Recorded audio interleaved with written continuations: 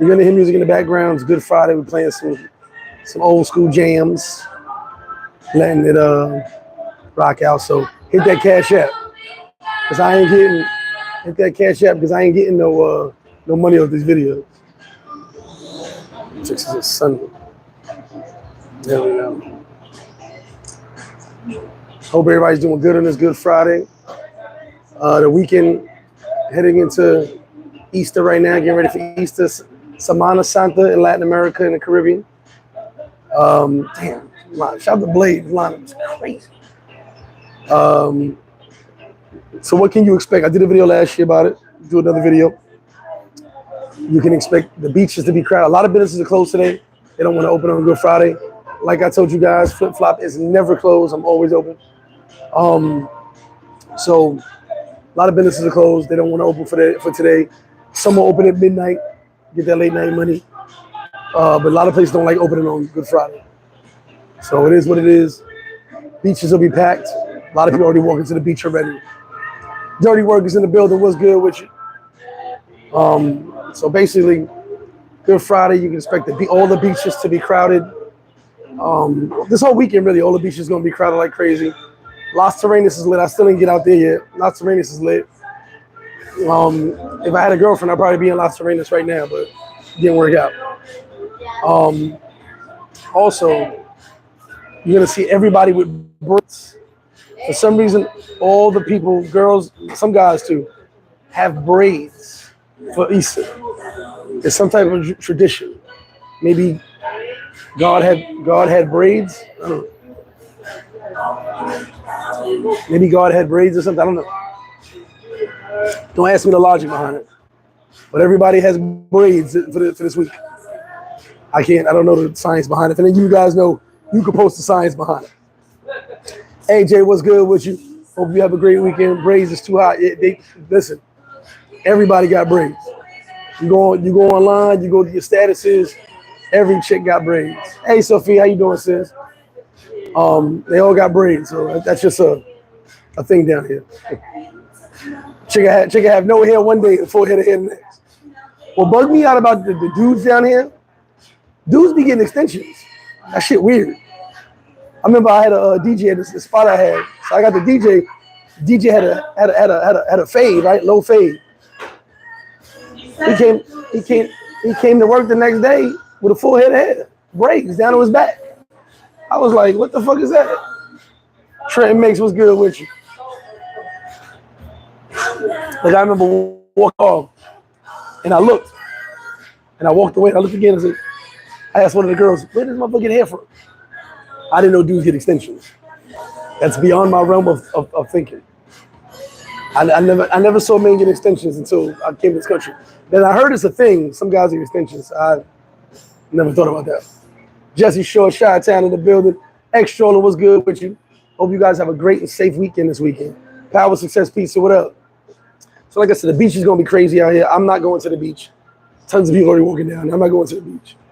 I did the beach a couple times during Good Friday. But I said I'm going to chill at the bar all day today. Supposed to be linking up with a couple of Paradise-like brothers sitting here, chop it up. What else? So yeah, basically Good Friday, beaches, parties, lots of partying going on. I will not be indulging in any partying. I'll be chilling. Hey Roma, what's good with you? Yeah, everything's good, man. It's a slow weekend, slow week.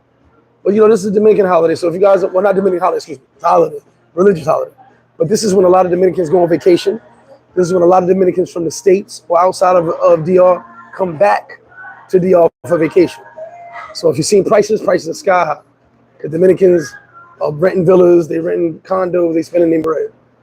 Okay, this is a big vacation time for Dominicans. So this is when they go get to resorts, they go to the Las Terrenas, they go to the villas and they party. Alexis Fields, what's good? Definitely see you, Lex. Flash photography in the building, what's good with you, bro? So I'm just kind of chilling, you know what I'm saying? Touch the base with y'all. Oh, if you're not a member, I'll put it in the thing, become a member. I'm gonna start having members only videos again. I already got a bunch of stuff in there, but I just added some more stuff. So if you're not a member, become a member. There's certain videos I don't want to put on my channel out in public. So I prefer members watch it. You watch it in private. We can talk about it, but I prefer to keep some videos off. But it's the last video is a dope video. Paradise Dolls, they came in and rocked out one of the boats for the Super Bowl party. So it's actually their footage. So if you were there, dope. If you weren't there, you get to check it out. But dope video, real dope video. So become a member. Hit whatever level you want, become a member. Join the channel. You're supporting the channel as well. But you get to see some of the behind the scenes stuff. Ms. Rowe, what's good? I missed you when I was in town in February, but I'll be back. Yeah, that's crazy. I was here. Appreciate you though. Thank you for pulling up. People be saying they're missing me. You know what it is? I'll be here like 16 hours some days, then I'll be here a couple hours and I bounce. Then I got this thing. If I'm not out my door by 6:30 in the morning, I'm not leaving. And not just because I'm lazy, because I don't want to deal with that traffic. It's a headache sometimes. Gary, what's good with you, Gary? BK Chef in the building. Good afternoon. Flipping the chat. Thanks for your wisdom. No, I appreciate you guys, man. I appreciate you for listening. June, I'll be here. Yeah, I got no plan. I got no trip planned for June. I'll be here. John said Thailand arrived April 12th. Nice. Flash, are you worried about any backlash of those videos? Like if a hater pays any screen records? No, because it's a member section. And I know who everyone is because you got to pay with your credit card. So I'll know who everybody is. The good thing about the member section is I get a troll in it. No big deal. I don't care about that, but they paid to watch it. It is what it is. And if they screen record it, they screen record it. But it's not on my public channel. That's all. Meaning out to the world. That's all. I can't control if somebody steals it and posts it. What I can control, though, is if I don't rock with you, I am deleting all videos from people's channels. I've literally gone through, I've typed my name in, I found mad videos with my name in it that I don't rock with motherfuckers. If you put my content on your channel, trying to get clout, trying to be famous, whatever the case may be, because my name brings views, I'm deleting it. There are only 2 people I did not delete. One was Razor Rays. I got no issue with Rays. And he talked about the situation. I didn't mind it at all. And Ease the Crave. And I got no issue with Ease the Crave. I didn't delete those videos because maybe I want to watch. I don't really watch YouTube. Maybe I want to watch. But if you're corny, if I don't rock with you, you like to talk a lot of junk behind the scenes and woulda, coulda, shoulda, and you a purse snatching, chain snatching ass punk, you're not getting approval of my videos. You know what I'm saying? I remember Carlito's Way. You think you like me? I be with connected people, made people. Who you with? Chain snatching, purse snatching, jive turkey motherfucker. Fuck out of here. Anytime someone compares himself to me or even says that they dislike me for a reason, I don't give a fuck. So shout to all the YouTubers. If you use my content and I don't rock with you, I will get it deleted. You will get a copyright strike. That's the type of time I'm on. Before I really didn't care. I didn't care for the copyright strike shit. But now I'm like, let me use that shit to my advantage. Why should I let somebody who's a nobody get views off of me? You know? We're bringing in Good Friday with good energy. Bringing in Good Friday with good energy. That's what we do. And I got a private message real quick. Travel Guards, what's up, my brother? Don't forget about that fight. Remind me. Ms. Rose said, I definitely got the best wings in the zoo. I appreciate that. Thank you very, very much. Elder Law in the building. And here's the wild part. I'm going to tell you guys. I didn't come up with that saying I had the best wings. It ain't just I opened up and said I got the best wings. I opened up, promoted the business, had my food, had my menu, and you guys said I had the best wings. So after about a year and a half of people saying my wings are the best, my wings are so good, I ran with that. Home of the famous wings and coldest beers. I knew I had the coldest beers. I wasn't worried about that. But once people started talking about the wings and everyone kept saying wings, wings, wings, wings, and then it kind of just spread around everywhere. And then I told you other businesses were saying wings, wings, wings. That's when I ran with it. I was like, oh, I guess the wings are that good. You know what I'm saying? So I said home of the famous wings and coldest beers. I didn't come out from the gate saying the best wings. I needed you guys to eat them first. I ain't know. You know what I'm saying? I know I liked them. I ain't know if you was gonna like them. So it's all good. Gary said, have my 12 plain wing and fries ready. You already know, baby. You got them on deck. Elder, South Elder Law again. Tell him, Miss, I said hello, Elder Law. Say Harlem man, what's good with you? You know, like I said, the biggest thing with me is I'm gonna do whatever I do. I'm gonna do whatever I do. And what I won't do is BS. You know what I'm saying? I could have opened up and said I got the best tacos. I didn't do any of that. I just ran with the situation and the wings to go.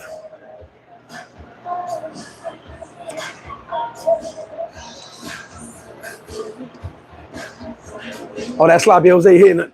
Jesse, you already know. Oh yeah, like I said, the music playing. I'm letting the music rock out. I'm not gonna get I'm gonna get demonetized, but hey, it is what it is. I didn't want to turn it down because people who listen to the music. Yeah, I play the oldies at the bar. Get the oldies playing. I call it the barbecue backyard mix.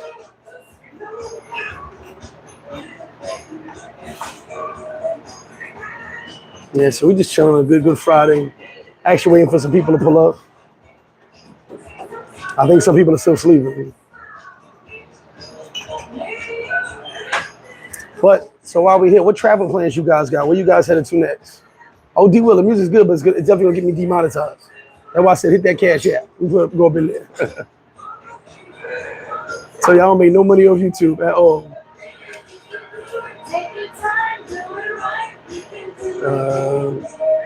I can't find my own video.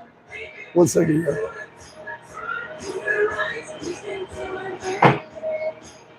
And it sets a good mood too with the music. It's a good, nice background music.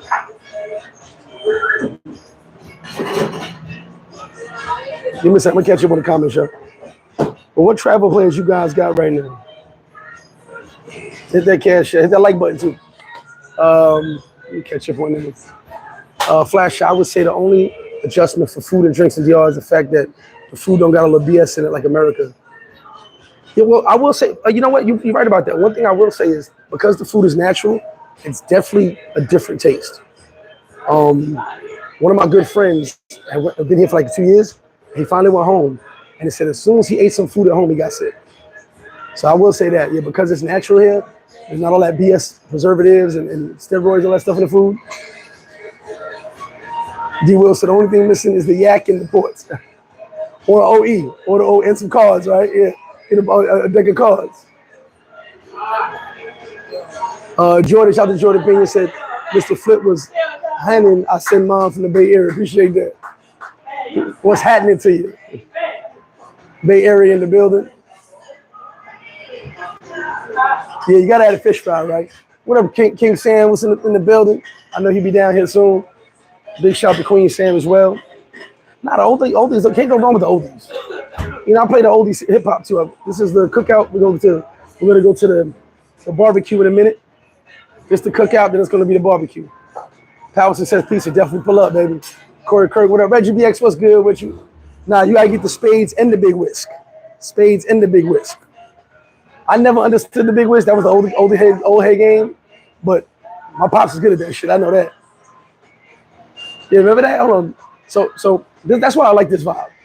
Remember when back in the day when you would walk into the someone would pull out a speaker, either put it in the window or bring the speaker outside to the steps and just had the 12 inches rocking out. And no real DJing, just playing some music. Everybody having a good time. Those were the days when family was family. Everybody's hanging out, having a good time. Pals is at peace. Appreciate that super sticker, brother. Thank you very much. Saying keep it up. Appreciate you, brother. Those are the days when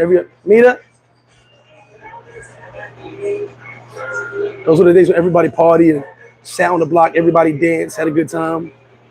You know what I mean? Times have definitely changed.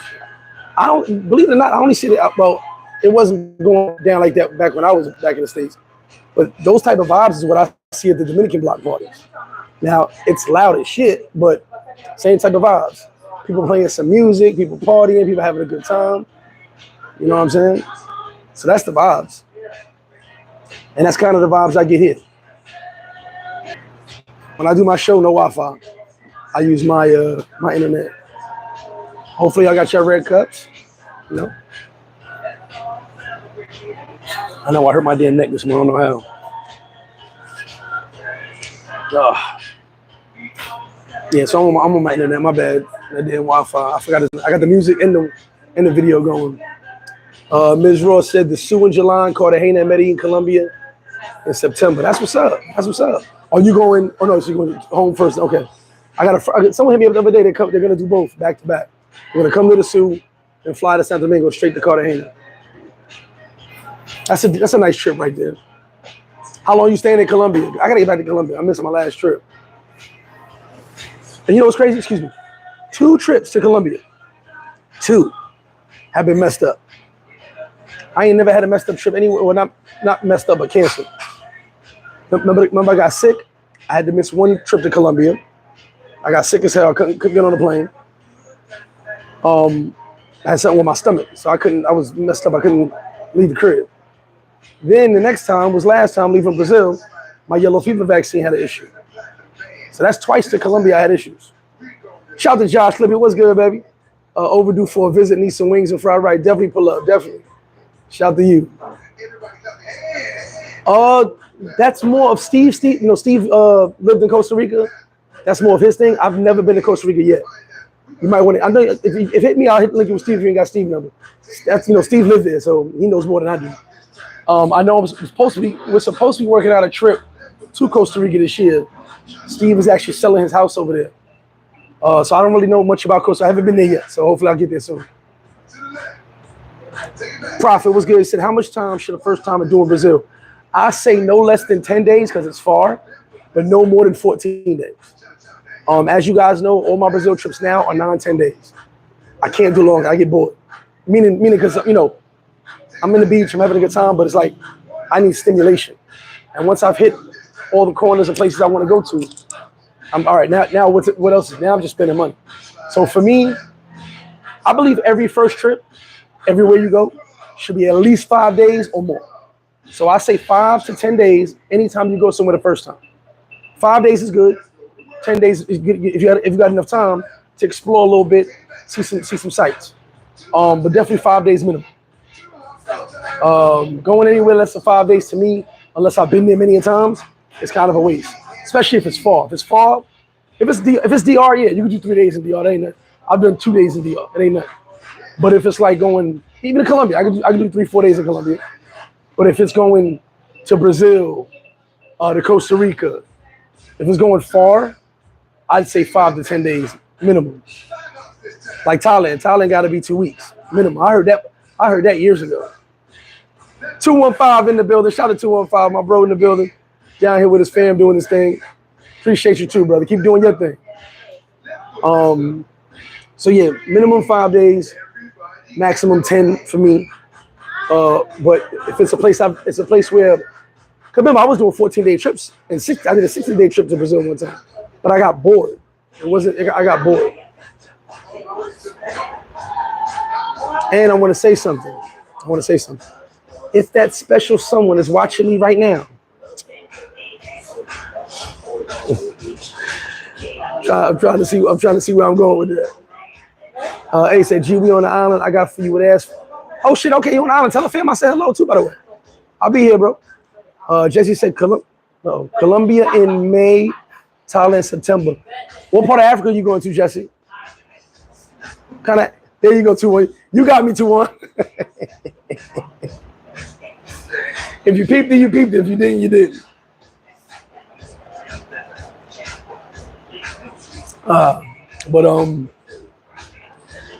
Yeah, I like, all right, Cuba. I cannot do more than 5 days in Cuba because you're cut off from the world. That's my only knock on Cuba is you literally are cut off from the world if you ain't got your internet together.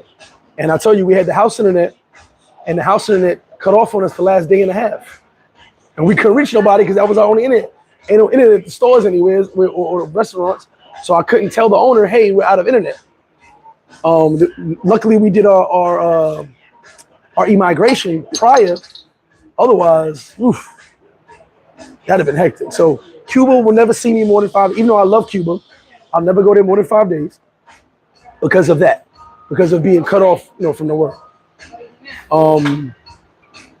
Like I said, Brazil, 10 days is good for me. Me and Steve always say, well, let's do 10 days. Because there was one trip I did 16 days. I was bored as shit. I was like, man, like towards the end of the trip, I'll tell you a funny story. My first trip to Dominican Republic, to Sosua, we did 8 days. And my cousin told me, excuse me, he said, you're gonna be bored after 5 days, but we do an 8-day trip anyway. So sure enough, my first trip, I'm having a ball time of my life. My first trip was awesome. By day 6, I was like, is it time to pack and go to the airport yet? Like, it was just the same thing over and over. It was Groundhog's Day every day. And I got to the point where I was like, all right, I want to go home. You know what I'm saying? So I don't think you should stay anywhere too long, you know, unless you're going to explore. But staying in one city for too long. See, the good thing about Rio, the reason I still go to Rio de Janeiro, it's like my second home. I love it there. And 2, Rio is so big. I haven't explored the whole Rio yet. Trust me, it's huge. So at the end of the day, there's no reason for me to jump to another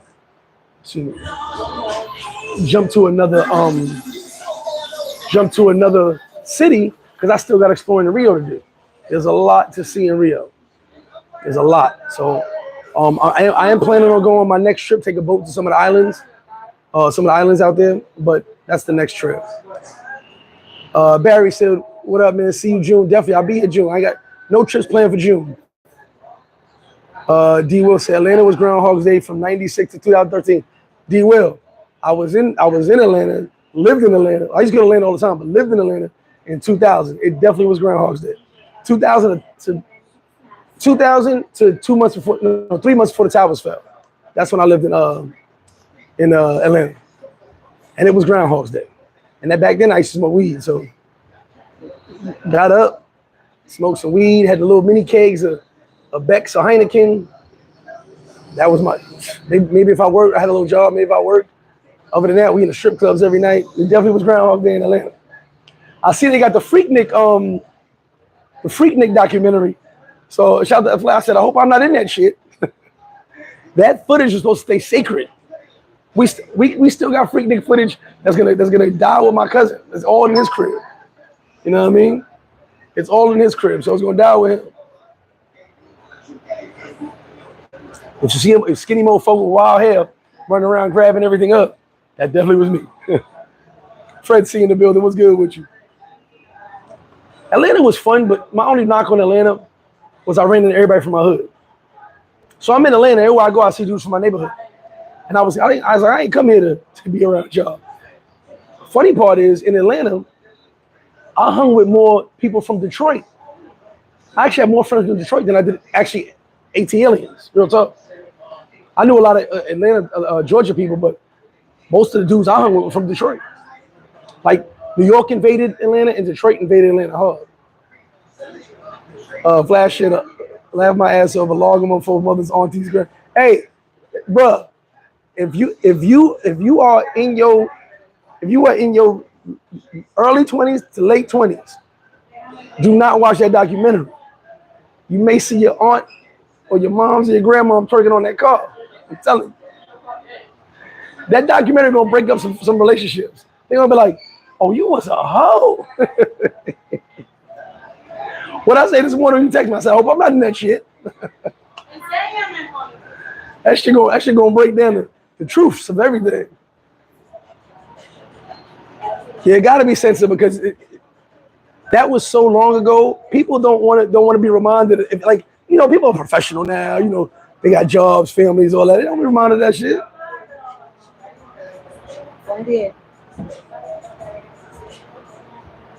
Fred, see, I got the passport holders on deck. Definitely I gotta hit the ball. We just ordered more. Shout out to Murder Mace. We also have the luggage tags coming.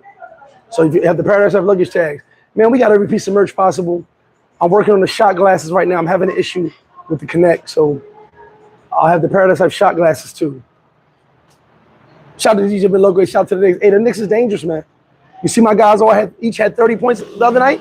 32, 34, 32, 36, 39. Knicks is a problem, man. They're a problem. BD in the building. What's the word, baby? Big Tim in the building. I'll be here, Tim. I'll be here all day. I'll be here all day, bro. I ain't going nowhere. I'll be here all day. Big shout out to Big Tim, always pulling up. Big Tim, his sons, that's like fam. Like he come through, it's always loves. There's nothing but love. It's like my extended family. You know what I'm saying? So it's always a pleasure when I see Big Tim. Hey, G Will, some people don't want that documentary to come out. I'm telling you, they don't want that documentary to come out. Said 2014 to 2022, yeah. Jesse, that's in the works right now, man. I can't really give you the goods yet. I'm waiting on some stuff to transpire on my end. Trey said that's because transplants hang in tourist areas. People from Atlanta stay in their zones. Well, I hung in Decatur, but when I wasn't in Decatur with my peoples, those were people from Atlanta. But I mean, when I was out and about, and you're right, I was the transplants from Detroit, 100% right. Now in Decatur, that was all people from Georgia. When I was in Atlanta, it was people from Detroit, people from New York. ¿Cómo estás? So yeah, you're right about that. Mad scientists in the building. Thank you. Can I get the sriracha? So you guys know today's Friday, fried rice Fridays. Oh damn, that look good. Take a picture. Thank you. So I had to get my food real quick. This is my lunch right here. I'll show you guys in a minute. Now I gotta post that food porn.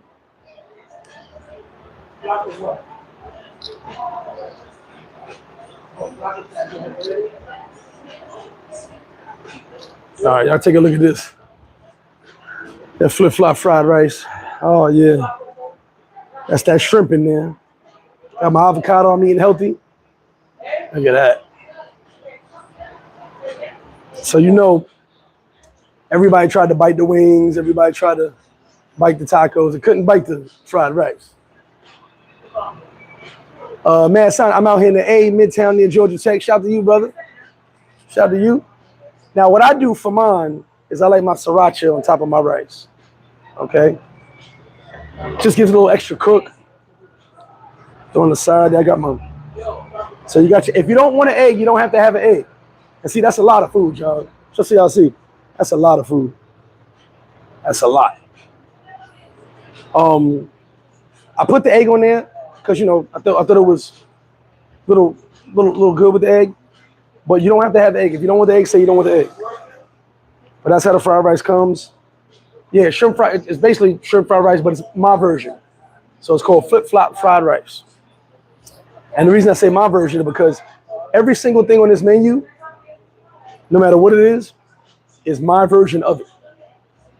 So, you know, we from New York. Look at a big old shrimp. Look at that big old shrimp in there. I'm from New York. New York, we had Chinese food. We love Chinese in New York. Cat, whatever you want to call it. Eat some fried rice, you know. So I went. We was eating it here, man. I'll tell you guys the story of the fried rice. The staff was eating it. We was making it for the staff. So theirs was good, but I went and added my little touch to it, right? Well, one day we're all eating. Everybody's like, you know, they take turns to eat. I'm eating. Someone said, yo, what's that? I said, it's the employee meal. Fried rice, you know. Today's fried rice. People were like, hey, I want some of that. So we started selling it. Next thing I know, that shit took off. And so now, everybody's still catching up on wings. I'm the fried rice wok king. Pour me the fried rice wok king.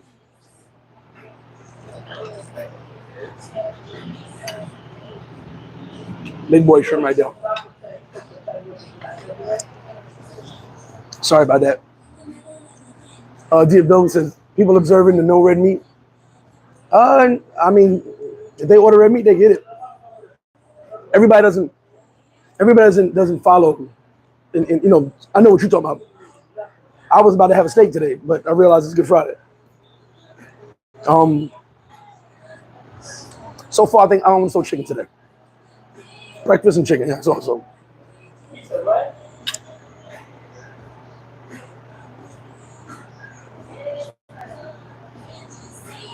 Oh no, I don't get the baby shrimps. Like I said, you're gonna get a lot of food here. You're gonna definitely get a lot of food here.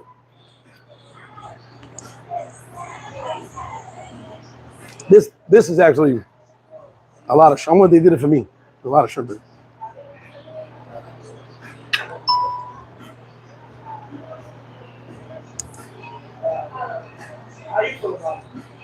Oh, bro, I heard chicken wings and French fries is like fucking $15.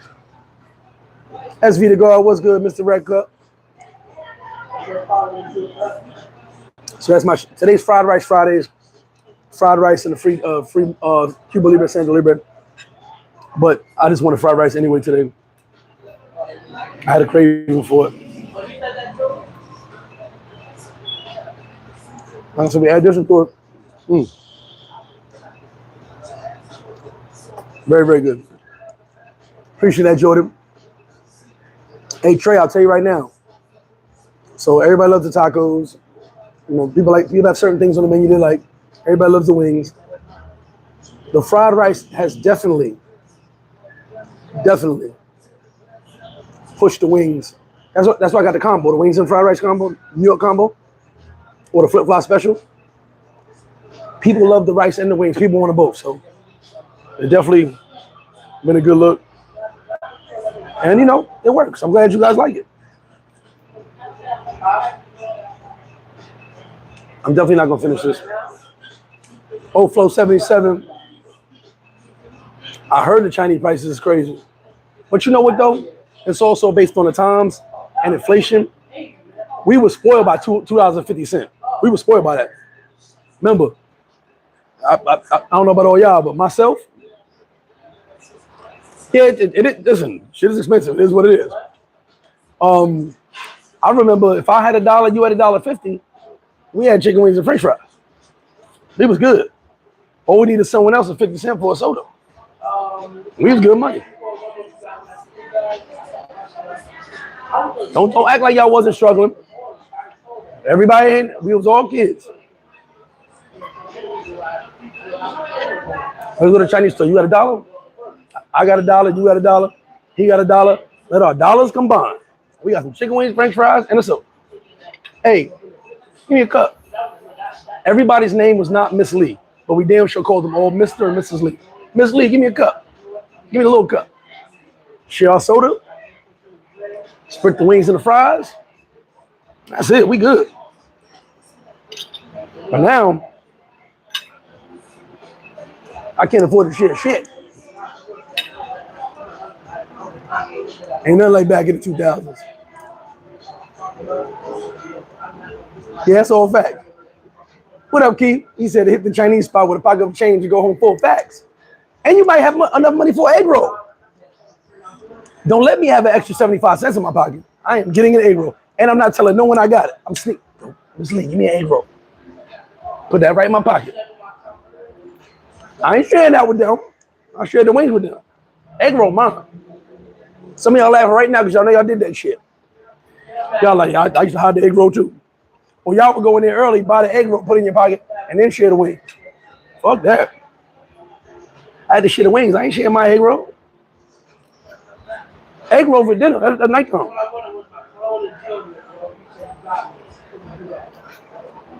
All right. How do you about? See, I can't. You know, that's a lot. That's a lot of food. I'll take that. I eat that later or take it home. We have fried rice, man. I'm telling you, fried rice hitting. Definitely hitting. They're not loud. Thank you, love. Definitely hitting.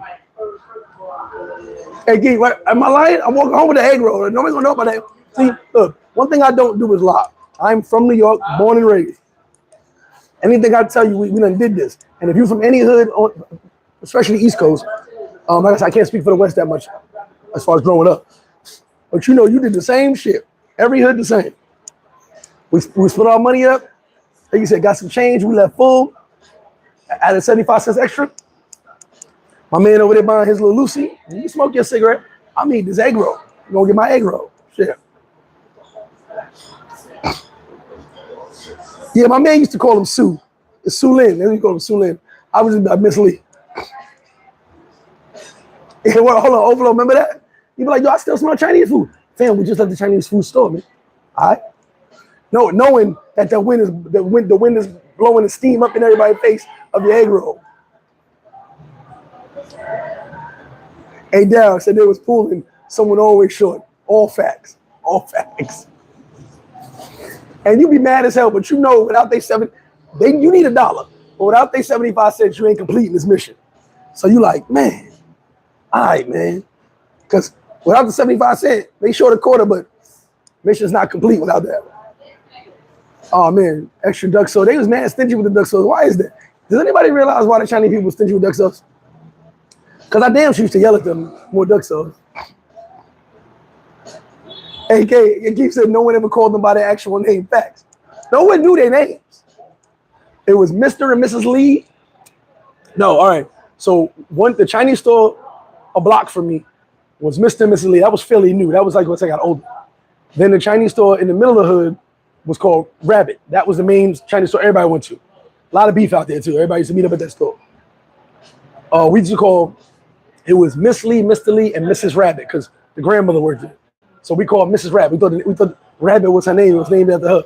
We had no idea what Chinese names were. We had no idea who nobody was. It was Miss Lee, Mr. Lee, and Miss Rabbit. Like, Miss Rabbit, how long my food? I don't even know, and don't remember if what's up, brother? If anybody in those restaurants spoke English. Thank you very much. You put it right here. No, that makes sense. If I don't forget. Sorry. You could say chicken wings, French fries, rib tips, whatever. They knew that. They knew the menu. But I don't know if they ever spoke English. You got to put in Jordan. Everybody got to ante up. Now, when we all had money, like we all okay. We walked in there, yo, give me chicken wings, French fries, shrimp lo mein. You know if you got shrimp lo mein, you had money. Shrimp lo mein, some rib tips. Give me 2 Coca-Colas. They look at you. You don't want the 50-cent soda? I got money today. Give me the Coca-Cola. I don't want the 50-cent soda, Miss Lee. Not today. You order mad food. Everybody ordering food. Knowing y'all not eating, no. Yo, give me a bag to go, Miss Lee. I gotta get up out of here. Oh no, you know what? Give me the lunch special General Tso's. How about that? Now you know where we from. I always love bringing back the old memories. As we said, what was your go-to plate? Mine was pork fried rice, beef teriyaki, boneless spare ribs. My go-to was General Tso's. General Tso's and chicken fried rice. The reason was, I love the shrimp fried rice, but the chicken fried rice, I could put I have extra General Tso's sauce, and I pour it all over the fried rice. Then I didn't need duck sauce. So my go-to plate was General Tso's chicken and chicken fried rice. I love that shit. I told you guys, my man D from Queens, maybe, I want to say 3 months ago, I think it was, or 4 months ago, went to the Chinese store back in New York, froze it, brought that shit right down here. That shit was delicious. And he went to the hood spot. I heated that shit up. That shit tastes like I was back in New York. So yeah, my go-to is General Tso's chicken fried rice. Extra sauce. There you go. It's like same thing. General Tso's, I did chicken fried rice. Shrimp fried rice is good, but I think that sauce with the chicken was really, really good. Yeah, Keith, Little Rabbits. Little Rabbit. 221 in Linden Boulevard, Cambridge Heights. That was when I lived in Cambridge Heights for a while. That was my favorite spot. Now in Southside, it was Jing's or Jen, something like that. Jing's or Jen, something like that. They changed the name twice because the dude got shot. Yeah, but the famous spot everybody knew was Little Rabbit. A lot of people came from far and wide to Little Rabbit. Oh, they next me, well, you know what? I don't even know if they spoke English. They used to tell you how much. They'd be like $5. And that's only English I heard them speak. Or you boys stop. All right, what it is. You boys stop. We been there arguing, fighting, tossing motherfuckers on the table. We're waiting for our food. We got nothing to do. We kids. Full of testosterone young boys. So we just fighting in there, wilding out. You boys stop. You boys stop. That's all they used to say. More music in the building. Shout to you. Old Flow, yes, some spots did take food stamps, and I believe Little Rabbit was one. Big Rob in the building, Queens in the building. That's my homie from Queens. You already know, Big Rob. We're gonna talk that Queens talk. You already know. Said for having fish tonight, all right. Just said we assume because it was a Chinese store, they were Chinese, but often they were Thai, Japanese. Yo, Jesse, that's a whole fact. I do believe that there's a Chinese restaurant in Queens, off of Queens Boulevard. My man had a studio out there. I swear to God, it was Korean. Because their dishes were weird. It wasn't like the normal Chinese dishes. It was like they put General Tso's on the menu, I guess because people kept asking for it, you know, they were Chinese, but they had like Korean chicken and all this weird stuff that, you know, Chinese restaurants didn't have. So I believe they was Korean. But I still got my General Tso's chicken. Oh, the big iced tea for $1. Listen, let me tell you something. I tell you, I don't really get hangovers. But when I was younger, I get a few hangovers here, and I ain't gonna lie to you. Back then, I used to drink. Stupid. Chicken noodle soup and the soda on the side was a real thing. Go get you the big chicken joint, chicken noodle soup. Get a couple Coca-Colas. You straight in 30 minutes. Your whole life has changed in 30 minutes. The dollar iced tea, oh man. Chinese store was hitting. Listen, I do not support anything Chinese, except if I'm in New York and I'm at a Chinese restaurant. I can't help myself. Say what you want, judge me. I have to go to a Chinese restaurant. Maurice Smith in the building, what up? Hey, SB, we didn't know what it was in that plate, but it tasted good. I ain't never seen a General Tso chicken before. The way that chicken looked, I ain't never seen a chicken look like that. To this day, I be in the kitchen. I can't make the chicken cuts they got. Like, I ain't never seen a round, balled up nugget of chicken. I done cut up a lot of chickens. I ain't seen one of those things yet. He said, Flip, where I'm from, if you can't see the people making your Chinese food, we don't trust the place. So every place made it the way you see. Yeah, you gotta look right there. Pretty much, that was pretty much every store I know about. The other bulletproof glass, but you can see right there, they making my food right there. Tea is like $3. Jesus Christ. Yeah, old dog, shout out to you. They know now it's at $5. And they made the container smaller. Damn. It's Jay Clyde in the building. What's up, brother? Mama Flip in the building. Old Flow, they have a couple of small Chinese spots, but it's mainly pico pollo. All right, it's that fried chicken. Almost all the fried chicken spots are owned by Taiwanese or Chinese here.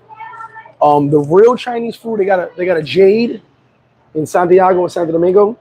They got decent General Tso's. There was a Chinese spot in Cabarete. I didn't like it too much. But no real Chinese spots. If you go to a pico pollo, in some of the pico pollos, they will serve a couple Chinese dishes, one or two. Orange chicken, teriyaki beef, like shit like that, but not no real. They really cater to the Dominicans, so it's pico pollo. He said you can't trust him. At least I can see him though. Geminic Lemon, what's good with you? Yeah, at least I can see him. You know, I'll tell you right now, we got on their nerves so damn much. I'm surprised they didn't poison us. But we was consistent with our $250 every day. And like I said, we had money. Don't let me have a $20 bill. I'm spending it all. That's a lot. I'm saving $5 for my 40s. I'm getting two 40s. And $15 is going to the Chinese people. So they knew we gonna spend our money with them. There you go, Mama Flip, no Little Rabbit. Flash said Chinese in Manhattan don't count. Maybe Harlem, the Heights, but not in White.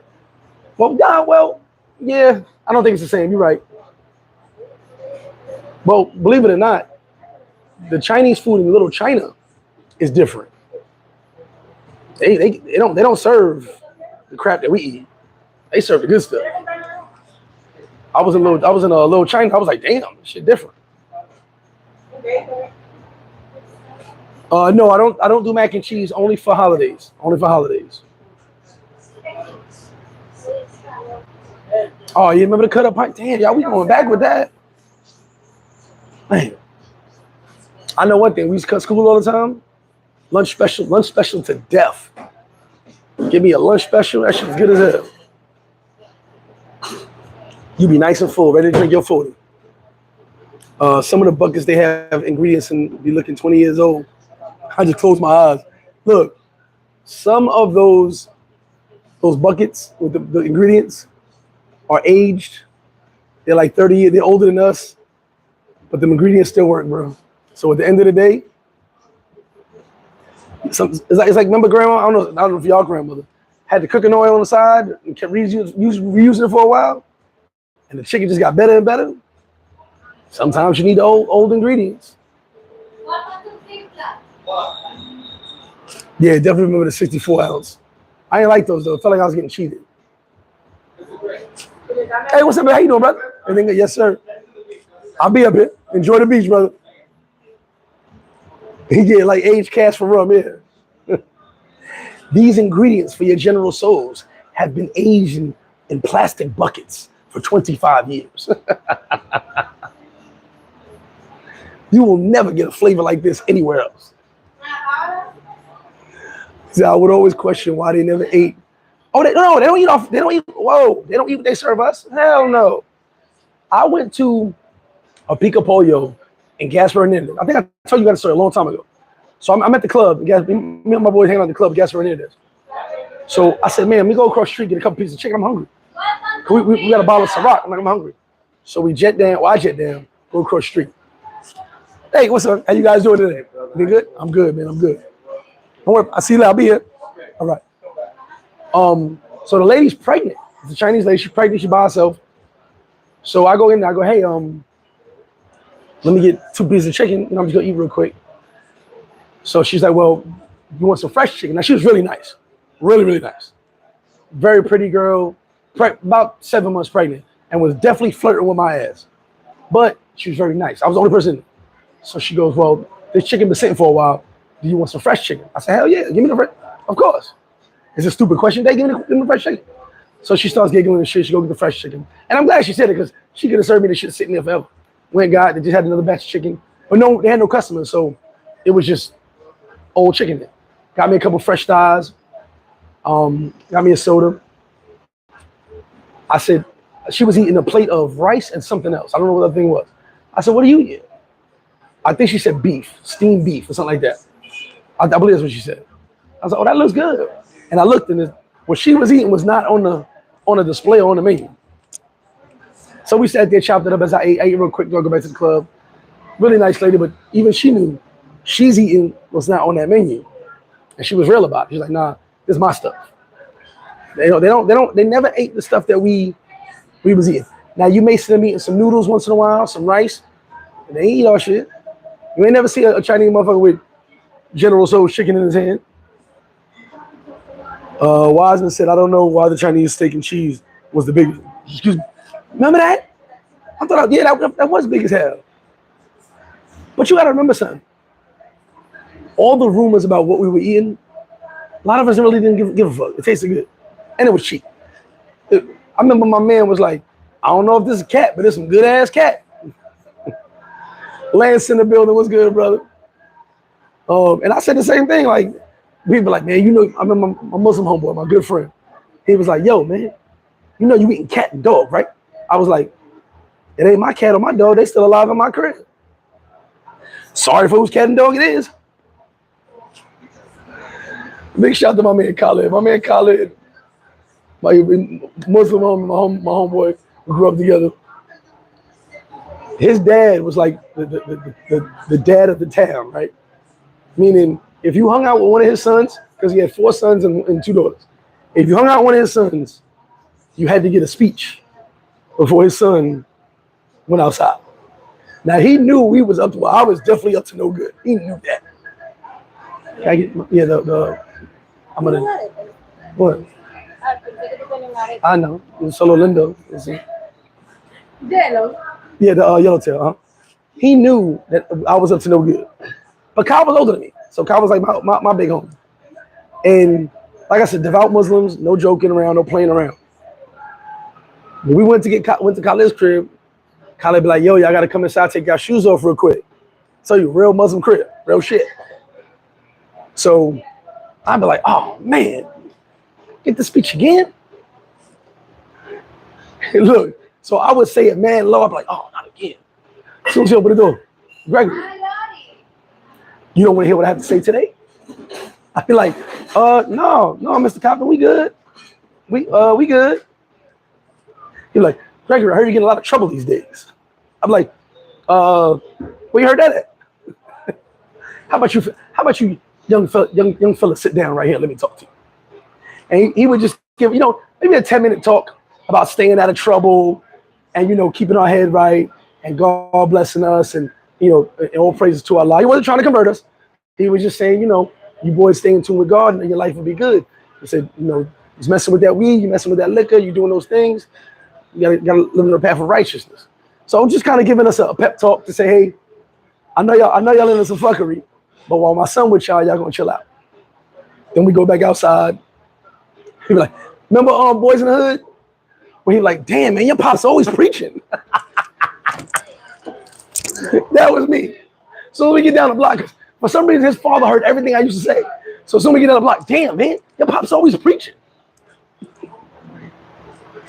But when I tell you it was life lessons that took me a long way, I thank God for a man like him. Because at the end of the day, even though I was young, dumb, and didn't want to listen, a lot of things he said made sense as my life went on, And in college, his son being my best friend, his son kept those lessons as well.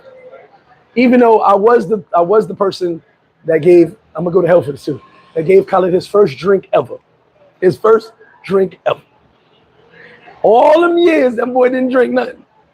And one day I said, Kyle, you want to sip this, son. Ramadan's over, bro. What's good? Like, I feel like we had a touch. You ain't never sipped no liquor. He was like, nah, I can't do that. Mind you, Kyle was with us at all the parties, all the events. We smoking, drinking, he just chilling. He's always around, smashing chicks, all that. But that one day, I believe he was 18. He's 2 years, I was 16, yeah. We had been together since he was real young. And I was like, Kyle, come on, bro. I believe it was E&J too. I was like, it's only E&J, bro. First drink on me. Let's go. We need this. Kyle was like, so we're like 15 deep. Everybody like, come on, Kyle, come on. Now I'm on him. I'm like, come on, Kyle, just one drink, baby. Kyle's like, all right. Took that shit. That motherfucker's probably drunk after that first shot. He was like, oh, y'all be drinking this shit? Let me get another shot. I was a terrible influence on people. I swear to God. So let me see. Hold on. And why is me? Everybody made it alive. Everybody made it out alive, 100%. J.W. Carter said, word, if you go to Chinatown early enough, you will see the delivery of frozen dog. I'm good with that. What's up, baby? I don't want to see that shit. I don't want to see that. Bring my dog through the back. Y'all deliver my shit through the back and let me get the food in the front. You feel me?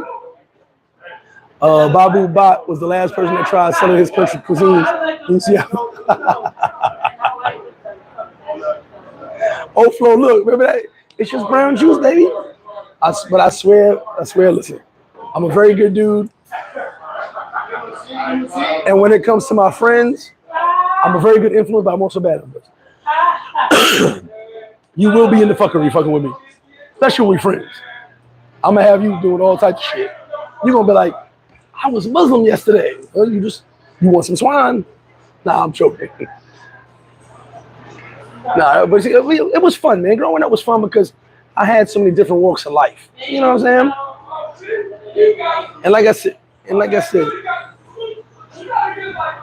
said, my friends were just so various and all over the place. I think Kai did eat pork one time, but that wasn't my fault. That was not my fault. I think one day he got curious, and what was it? What was we eating? It was either hot dogs or pork chops or bacon. One of the three. Don't remember exactly. This was a long, 30 years ago. And we were waving the shit in front of Kai's face. I swear to God, that was terrible. We were terrible kids. Every time we had something that Kai couldn't eat, hey, Kai, smell that bacon?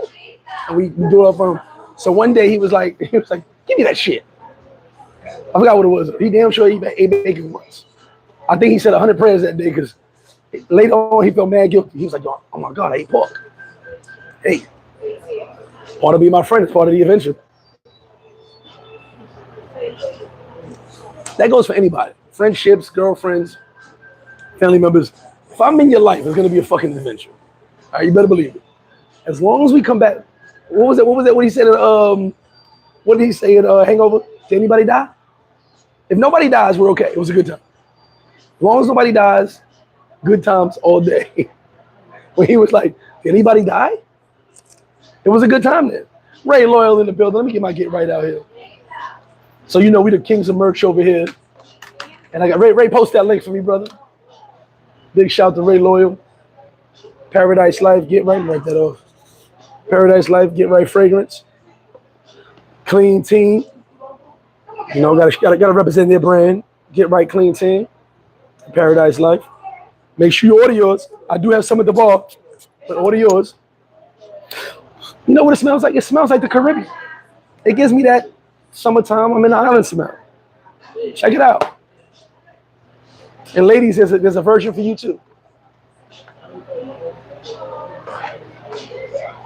Our merch game is crazy. There's not too much merch we don't have. It's just unfortunate I can't keep everything here at the bar. Try my best. And big shout to Ray Loyal. Big shout out to Bruce, the whole clean team. Get right fragrance, all you guys. Shout out to my bros. Oh, don't forget, guys. I'm gonna start doing the full promo in a month. But you guys already know I've been selling Halloween spots already. If you are down, oh shit. If you are down for Halloween, coming down. We already sold like 7 rooms in the mansion already, and we're in April. Bunch of tickets for the pool party already. Bunch of VIPs already. So just get with it. You know, Memorial Day is coming. It's gonna be lit. We have the boat party. That's gonna be fun. 4th of July, I will not be doing anything 4th of July. It's kind of slow here 4th of July. And then Halloween. Halloween's gonna be crazy.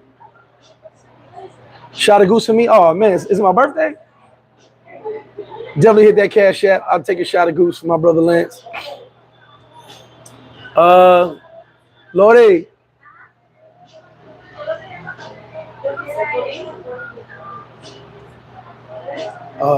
Un shot de Grey Goose y dame la cuenta. If y'all want to send shots. It's Good Friday. It's Good Friday. That'll be good. Old Flo said you collect. Yeah, I collect license plate. That is my homie Rich. That says stretch 3. I've been meaning to remove it for months, but it has not moved. Rich don't understand how hard it is when you put something up. It's hard to get it in. Yeah, you got plates all around, and they from everybody. Oh, we need a bottle. Thank you, Lance. Shout out to you.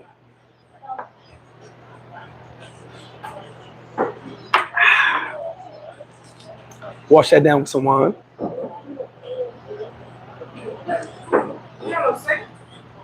Hey, Kenny, what happened? What happened? Nah, my partners. Why you always doing that? This is the 3rd time the cop came over here looking for you. I mean, like, you know, it's so little for them to fuck with you on traffic laws. I know what they're doing is since it's the holiday. No, take it, put it in the garbage. Since it's the holiday, they watching what everybody doing. That's all.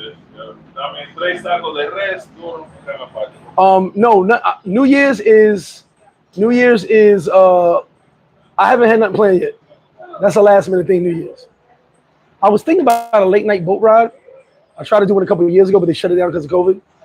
Maybe a late night boat ride. That might be something we do for New Year's. Everybody get together, get on a boat, nighttime cruise. Might be something dope.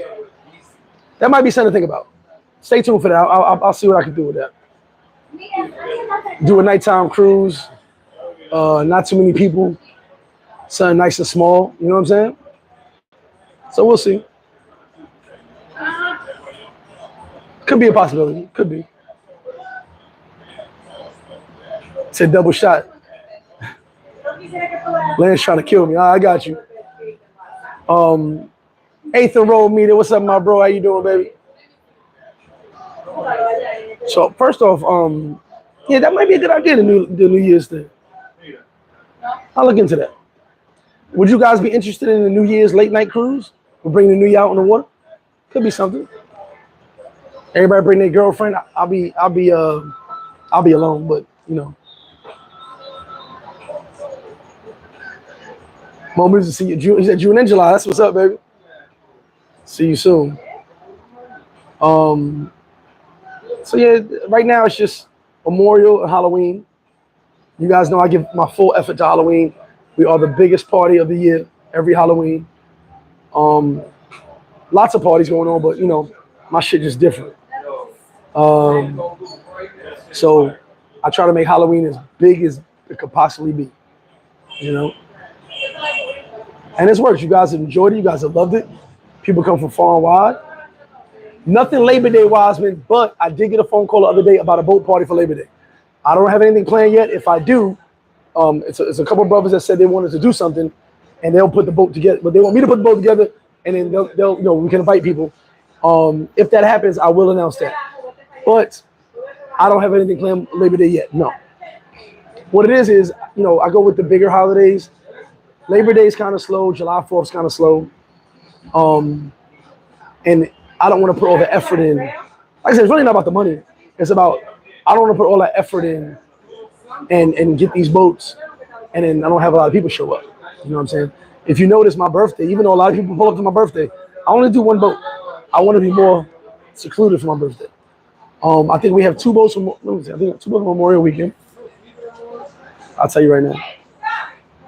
Memorial's two boats. That's all I'm doing Memorial. Halloween is 5 boats. Yeah, we stepped it up. 5 boats Halloween. Memorial right now is only 2. If I sell out, I'll get a 3rd, but right now it's only 2. And you guys know Super Bowl is always 4 boats. We're gonna mix it up. I got a new boat coming in just for Halloween. That shit gonna be on another level. I believe I got Florida up here somewhere. But if you got one, bring it down. Don't float, bring it down. I put everybody's shit up here. Everybody gets their shit up here. He said, I'm definitely dressing up. Hey, what's up, Tim? I just talking shit about you. It's all right. It's all right. What's good, baby? He's always talking that shit. Like I said, that's family right there. I said, I just said Big Tim is family. That's family right there. How y'all doing today? But yeah, so yeah, like I said, we have 5 boats for Halloween as of now. For Memorial, 2 boats, and I could get a 3rd if I need to. Yeah, you got a plate, bring it down. All these plates are personal. Every single plate up is personal. You know what's funny about the last Halloween party? I was so busy, I left my mask in the house. I bought a whole mask for Halloween, 2 years in a row, and I left it in the house. You have a happy Easter too, brother. Enjoy your day. Enjoy your weekend. Be safe. Yeah, I had masks. I bought masks 2 years in a row and left them shits in the house. Matter of fact, shout to the motherfucker 2 years ago that stole my water gun. I had about one of my homies brought it down. It was like a $50 water gun. I brought it to the pool party. That shit disappeared. Sheldon Collins in the building. Shout to you. And big shout to Paradiselyfe. Big shout, as you know, #1 travel networking movement in the world. And we're still growing, still growing. Shout to Paradiselyfe Investments, holding everybody down with their bread. The investment group is very lucrative. Everybody's learning how to manage their money in this quote unquote soon to be crisis or whatever the case may be. You know. Lord, Lance want me 2 shots, so I gotta have another one.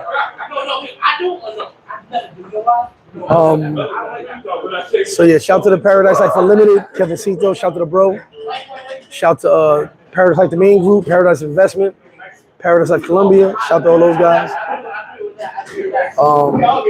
Shout to the it's not Paradiselyfe, but everybody in there is in Paradiselyfe. Shout to the Brazil group. Shout to all those guys. Shout to New Dean. Happy birthday, New Dean, as well. Their birthday just passed. Y'all give New Dean a big shout. Well, I did wear the wingman mask after the party at Rumble. I did wear the wingman mask. Thank you. Just so Lance don't call me a liar. Dame la cuenta para los dos. Shout out to Lance.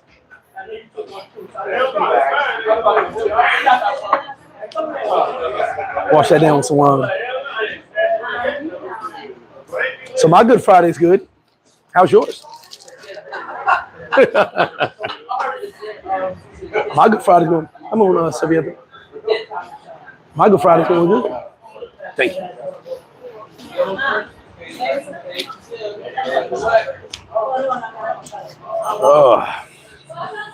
Two shots in, one cup of wine in. It's gonna be a good Friday. And I gotta give it. Listen, so let me give a huge shout to Kevin Santo. I don't know. He's probably not. Why? He's probably busy in Colombia right now. That was a dope little mini commercial he did that you guys saw at the beginning. I'm actually gonna put that out tomorrow. I think that he did for the paradiselyfe passport holders. That was very dope. Kevin Santo is a very good friend. We go back a ways. He's doing his thing in Colombia. He comes to DR once in a while, but he loves Colombia. I got see you saw that, Lance. I got that. Y'all definitely hit that cash app. Like I said, you're gonna make my Friday a good Friday. I like this line. I just got this line. This line is nice. Feeling young right now. Feeling handsome. Feel a little more handsome than normal. Oh, okay. Feel a little more handsome than normal. Chris Corky in the building. Yes, and you have a great weekend too, love. I hope all you guys have a great weekend. Paradiselyfe is everywhere. We're everywhere. As of now, we have LLCs in numerous countries. I own the name. Paradiselyfe, I own that name in multiple countries as well as America. The trademark, the copyright, own that. Website, own that. Well, Paradiselyfe 360, because someone tried to sell me Paradiselyfe. They went and bought it. I think I know who did it. Tried to sell it for $5,000. I said, I'm good. You can have that. Cambia HD3. HD3 y the canal es 861. Pero cambia primero HD3 para ver. Fred C comes through whenever we want him to. Only Saturdays, my money guy does not work on Saturdays. Saturday's his family day. He was just here a little while ago too. Even though it's a holiday, he works. Give me a second and change that.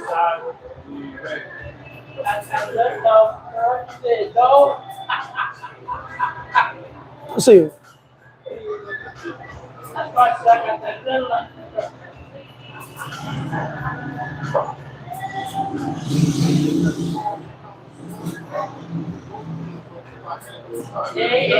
Give me a second. Let me see. Come in.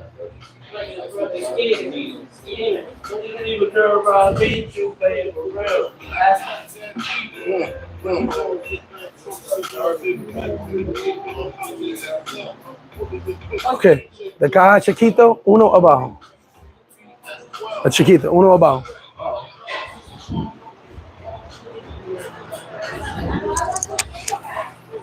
The chiquito, no, the chiquito. Arriba. Yeah, esa, uno abajo. Es the Lancer. No, tiene botón arriba.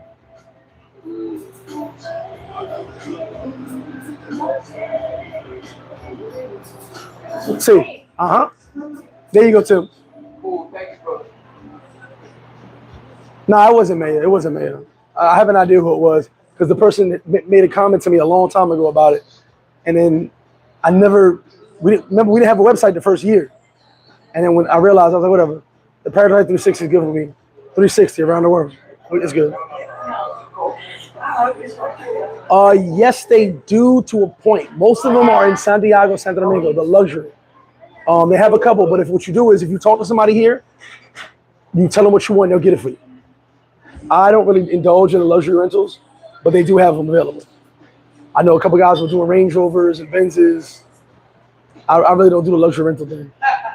Even when I was in the States, I was only doing the 300Cs, which that was kind of luxury. That was like the upgraded rental car back then. When I'm renting a car, if it's mine, I'm stunned, it's mine. When I'm renting a car, like one of the first people that I ever knew doing the luxury rental cars was my man Jay. So my man John. That was the first one I actually knew doing it. He had Range Rovers, Benzes, Jaguar S-Type when they just came out. I'll tell you that story. I would always get his cars. I just go, yo, he had a Cana Escalade, all that shit. So when the S-Type came out, he goes, yo, G, I got the pearl white S-Type, which is nice. He was like, yo, you want to take it for a spin? I ain't rented it out yet. I said, cool. So I came, this is my man. So I came through, dropped my car, pick up the S-Type. S-Type just came out, the Bubble Eyes. No one saw this Jag yet. It wasn't even a music video yet. So when I'm rolling through, dun, dun, dun, dun, dun. All off beat, Memories All Beat, Menace Society. Dun, dun, so I got the Jaguar, S-Type, pearl white, riding through all. I'm in every neighborhood. If I got enemies over there, so what? I'm in the S-Type. What you gonna do? Bagging chicks left and right. My man's like, yo, how's it driving? Man, this shit drive crazy. Then I get on the highway. I think we running around the city. We all over the city. I had the S-Type for 2 days, so we all over the city. Get to highway. So this Acura was trying to race me. Bad move, do not try to race me. So as I'm flying, but I peep. There was this Honda switching lanes as we're moving. So I slowed down, but dude didn't slow down. My thing is, I see the Honda switching lanes. I'm not gonna crash into it. I slow down, the dude keeps going. When he flies by her as she's switching lanes, I guess she panicked and she flipped the wheel. It was the craziest sight I've ever seen because I watched it happen in front of me because I'm still trying to slow down. The Honda was going up and down, but going side to side. Went side, and she's trying to control the wheel. She's trying, but it's bouncing and it's sliding. Hits the wall, bam. Hits the other wall, bam. And I'm like, oh, shit. So then all the traffic stops. I see a lane. I peel off. Boom. I ain't even do the accident, so I'm out. Peel off. I actually catch up to the dudes. They're like, oh, shit. And I go, some of y'all ain't on me. And we was outside doing so. That was one of the first things I knew with the luxury rentals. I wouldn't have rented none of those cars. Lucky as my man, I drove all of them. Matter of fact, the 4.6, I understood the Jay-Z song when I sat in the 4.6. I'm in the back seat. He picked me up, take me to my studio. We drive to the studio. I said, bet. So I'm in the back seat like, oh, this is what they mean by butter soft leathers. Now, I didn't know. I never been in the 4.6. Never been in the 4.0. We get over there. He goes, yo, G, we here. I'm like, this shit nice. I don't know if I want to get out. Then when I drove the 4.6, Jesus Christ, that's just different. Just different. I drove the Escalade. I drove the Tahoe. Drove the Benz. But like I said, I wouldn't rent those cars. That was the first thing I knew with the luxury rental joints that I knew. You know what I'm saying? He was doing it. Headed back to Pattaya, Thailand in January. Hey Mo, we got some Paradiselyfe Thailand shirts. Culture D, flip 12 days and counting. Oh, Joey, what's good? Okay, shout out to you, Joe. 12 days pulling up. So y'all check that channel out, Culture D. He's gonna be doing some videos here in FlipFlop as well. And definitely listen, Joey, you enjoy yourself too, man. Get on down here. Shout out to Donnell, Dan Flip, you and dude, cause that had nothing to do with me. I was slowing down already. Nothing to do with me. Okay. She panicked when he flew by. She panicked. Like, you understand something? I'm a very good driver because I see everything in front of me. I see everything behind me, side of me, in front of me. I see everything. My pops taught me, you don't drive by what you do. You drive by what whatever else does. They sound funny, but I'm telling you. My pops told me this. He said, you drive and watch everyone around you. If you know what you're doing, you don't even got to see the road that often. You can take your phone, look over here, look over there, because you know what you're doing. But you've got to watch everyone around you. And that's why I'm actually a decent driver, well, a good driver, because I watch everybody. I know I can go straight. I'm just watching you. Shout out to Matrix Free in the building. Ty, what's good? The way they drive the Sosua, I would not drive. Yeah, they drive wild out here. Coach D said my first, damn, you had the SL5. Damn, my first car was a Dodge Colt Vista. Go look it up. The first MPV that wasn't an MPV. 3 rows and had a 2-cylinder. That's my first car. But I realized that. I learned that. He said, you drive and pay attention to everyone else. And that's why literally, when I drive, my eyes are moving constantly. Because I know what I'm doing. I need to know what you're doing. GQ, what's up, my homie G? Peripheral vision in New York is fact, right? We know how to drive in New York. Everybody tell me, if you can drive in New York, you drive anywhere. I actually took a defensive driving course once. But the wild part about the defensive driving course, it taught me everything my pops taught me.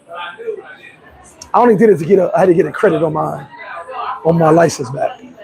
I got a ticket. That's the only reason I did it. Back in New York, if you take classes, you credits back to your license. So yeah, I took it, but my pops taught me all that shit. Everything they taught you on defensive driving. Taught me everything. My pops had me driving when I was 11. I think 11. He had me outside driving. I was like, in the parking lot, the parking lot, showing me how to drive around, whatever. And I believe it was because he heard a rumor. One thing about my pops, he heard everything. He heard a rumor that my friends were stealing cars. Not me, my friends. But he knew I was with them. So at the end of the day, he figured, if I'm gonna be doing knucklehead shit, at least teach me how to drive. But I wasn't stealing cars, so it wasn't my thing. But my dad he was always ahead of the curve. Oh, you doing this? Let me show you how to do this. Like, he was always like, I can't watch you 24/7, but if you're gonna do some knucklehead shit, at least you're gonna do it properly. Shout out to my dad. Flash said, nah, not on DR. I'm from New York City. I'm not risking. Nah, but it's not for everybody. It's not for everybody. Because there's no rules to the road here. I just sold my S500. Got a Jag in my backyard. You got to pay the shipping. If it's less than 5 years old, I'll pay all the shipping. Don't worry about it. Because you can't send that over 5 years old. That's a whole fact, Joey. Lance said, I'm scared to drive there because if I get in an accident, I'm done.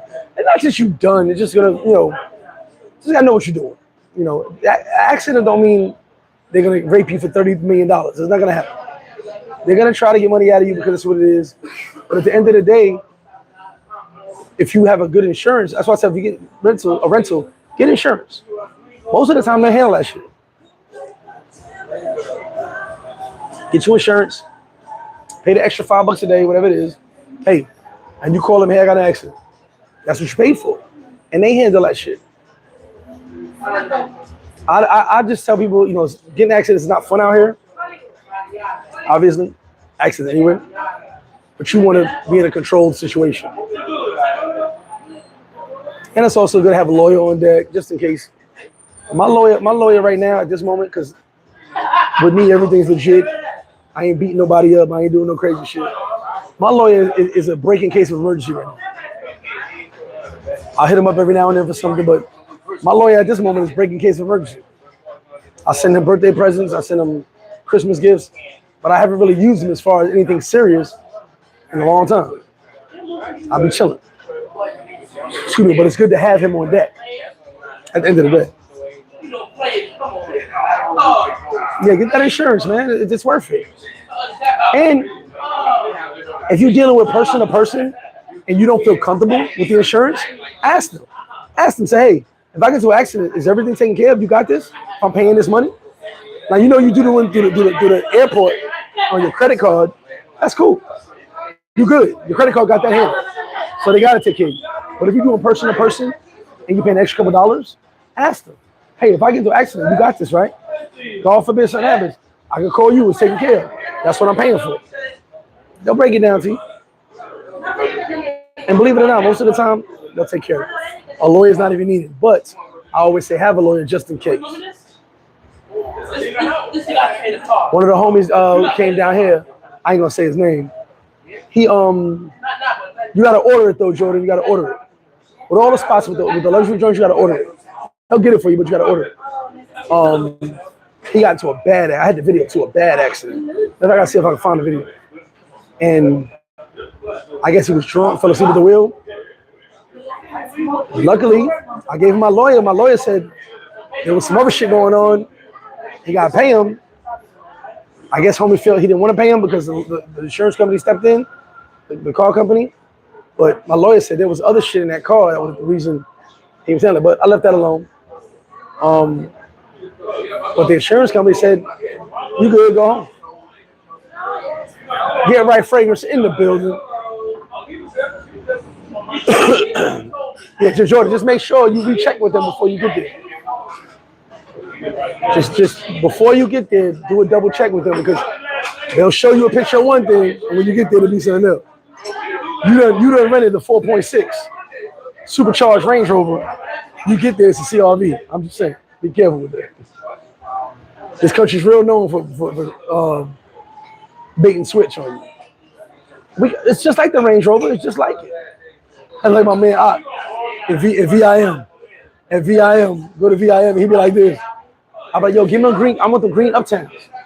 I got it in a size 12. Man, I can't wear a size 12. He brings them out. Try them on. Try them on. It works. Nah, bro. It's size 12. Just put some socks in there, try it on.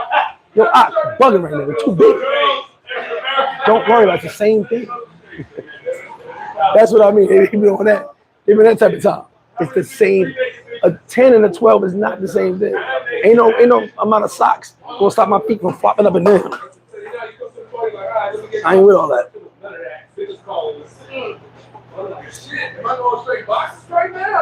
Yeah, man, I used to always try to give me people's sizes too big.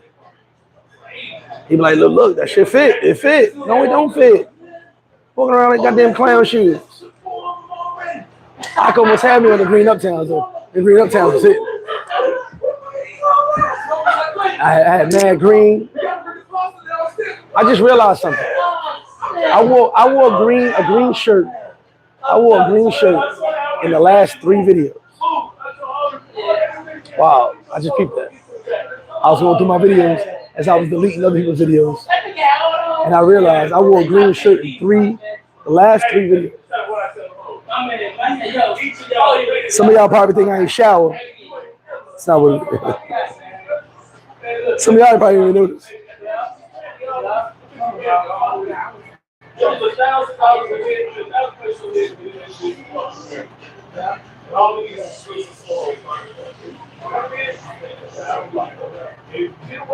Yeah, I did a copyright takedown today. I don't want these purse snatchers, fake thugs using my videos. Tell you, I'm on that type of time right now. Anybody use my video, if I don't rock with you, I don't like your content, I don't like you. You just a half-ass gangbang impersonation motherfucker. You're not using my video. If you just corny, you're not using my video. Shout to Razor Ray, shout to East the Crave. They use my videos. No problems at all. Not a problem. Anyone else? Nah. We're gonna shut that down. We're gonna shut that down using my name for clout. Go get your own clout. I ain't saying call either way. You think you like me? I'm with made people, connected people. Who you with? Chain snatching, purse snatching, job turkey motherfuckers? Fuck out of here. Ooh, some of these dudes is crazy. The fact that they even think they're on my same level is the weirdest shit in the world. So toodaloo to you. It's Punta Cana far, about 6 hours or more. King Sam, you already know. Coach D, yeah, you gotta remember that. You know what's funny? Shout out to my man Corey. My man Corey, we used to be together. I told you, Corey was in the street, then changed his whole life around. Still was my homie, still my friend, you know. Even though I'm still being a knucklehead, Corey would change his life, but that's still my homie. And he used to be like, all right. So I had this one friend. I loved him to death. I'm not gonna say his name. He He may watch the video one day. I'm not gonna say his name. When I say it, he gonna know who he is. That is one friend. He would rob the Chinese delivery man for an egg roll. I swear to God. I used to tell him about himself, but his circumstance was crazy. He went through a lot. So at the end of the day, no matter how much money I gave him, how much money he made with me, he just kept getting shit. So he would literally, like I said, if he saw the Chinese man, he robbing him. Chinese man got a bag this big. He gonna take the egg roll and some wings. He gonna leave the rest of the bag though. He gonna take the whole bag because he don't want to waste no food. But he was one of them type of people. But like I said, he been through a lot of circumstances, man. It's like he was my friend, but he been through a lot. You know, he slept on the street. He was homeless. He went through a lot, man. So at the end of the day, he was on survival mode. Okay, tu aqui Pokemon? Oh, so you know, but he was still my friend. He was Corey's friend too.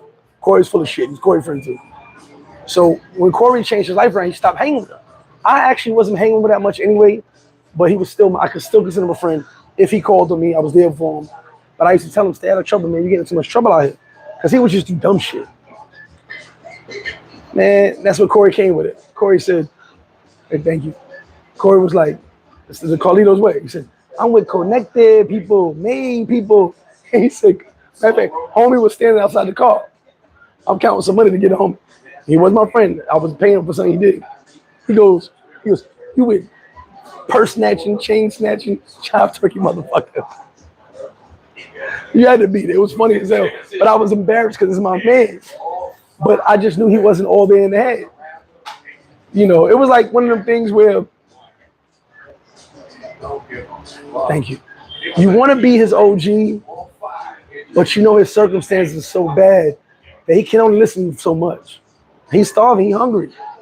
You know, at the end of the day, the money he was making was great for him, but he blew through it because he never had money before. So he was, you know, when he got in those situations where his ribs was touching, he started doing dumb shit. Go steal little Debbie's from the store type shit, like that type of shit. You know what I'm saying? But like, see, I'm saying these things, and I'll tell you, if anyone else did that, I'll be like, hey, get the fuck away from me. But this was really my friend, and I kind of felt bad for him because how you say that? He knows not what he does. He was just on survival mode every day of his life. All right, I'll never forget. That's the fun I'm telling you the story. So there's these two dudes, straight killers in my neighborhood, murderers. Once again, I'm not gonna say his name. It's my homie. He might be in jail now. I don't know. He did some dumb shit. Robbed my grandmother. Stole like $10 from her. I said that's how petty he was. $10. One of the dudes happened to be like their grandmother or someone's family member, something like that. We're walking down the block, going to get some chicken. We always going to get chicken. And they ran up on him, but I didn't see it. I was walking ahead. I didn't see it. So my man goes, yo, look. I turn around. I'm like, yo, what up? They got him pinned against the gate. Now, mind you, my homie ain't no punk. But these two dudes are known killers. One's 15, one's 20. They killers. First thing I say is, yo, let him go, man. What's up? They look at me, what's none of your business? They say what he did, he shook. Mind you, he got a pistol on him. But he shook. Because he's not a killer. They are. I say, yo, let him go. Let him come with me. Here's what it is. Y'all talking too much anyway. If they was going to kill me, they'd kill him. They let him go. Said, keep him off the block. He can't come to the block anymore. Boom, walked on. And I told him, I said, man, let me ask you a question. You out here robbing old ladies and doing dumb shit. But you afraid of them? And he was just like, I'm not a killer. I'm just doing what I do to eat. So I had to respect it. Like I told you guys, when he robbed the Chinese man, he didn't take the whole bag. He took a plate, an egg roll, and took off. He was doing it to survive. His mindset was, a lot of you guys may not understand it. His mindset was survival, survival, survival. At all times. Jordan said my barber So they got fire nightclub. They're expensive though in Punta Cana. If you saw my video in Punta Cana, we spent a few hundred to get in the club. Jordan, you have a good weekend too. Be safe. Coach just said I had a friend like that I grew up with in projects, played soccer. They had me in. Listen, it is what it is. We all got. Listen, I can't tell you that I'm. Hey, what's up, baby? I can't tell you that I'm proud of everything I've done, and I can't tell you I'm proud of everything my friends have done. And maybe some of my friends will tell you they're not proud of what I've done. But at the end of the day, we're friends. You didn't do nothing to me. I don't like what you do. I've told you about it. I've argued with you about it. I've yelled at you about it. But at the end of the day, I also understood the survival mindset. I lived that survival mindset for a long time. What's up, man? How you doing, bro? Doing anything good? DC. Yes, sir. DC in the building. All day long. All day long. And because I understood the mindset, I understood what he was doing. Some of you guys are sitting there like, nah, listen, I would never rob an old person. I won't rob anybody. But I would never rob we called it someone outside of the game, a square, L7. We never rob a square. So I didn't respect that. But at the end of the day, if you've been to the point where you're starving, you got no food, you got no water in your crib, your family ain't got nothing, sometimes you gotta do what you gotta do. And it's not always gonna be the friendliest thing. You know? Sorry to bore y'all with that story, but it's facts. Unfortunately, he was a good friend of mine. I hope he's still alive to this day. I always used to school him, tell him, hey, get your ish together, you know what I'm saying? Because I was always trying to put him on, but he just couldn't. His mentality wasn't get money, his mentality was survive. I could give him instruction, he'd fuck it all up.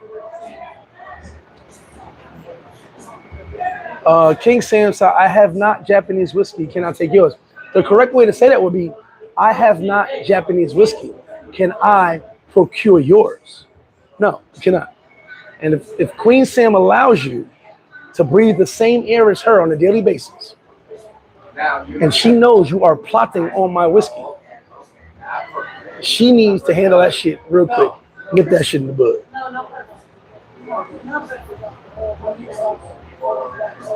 Heavy? King Sam, we gotta go to Bani. We going to Bani, man. We gotta go to Bani. Me and King Sam going to Bani. I'm gonna do some lives out in Bani. Y'all gonna be like, oh shit, Bani. Hold up, wait a minute. we gonna be in Bani wilding out. Not wilding out, but wilding out, doing adult stuff, having a good time, drinking alcohol. Not Japanese whiskey. I ain't been in Bali in a couple years, so it'll definitely be dope.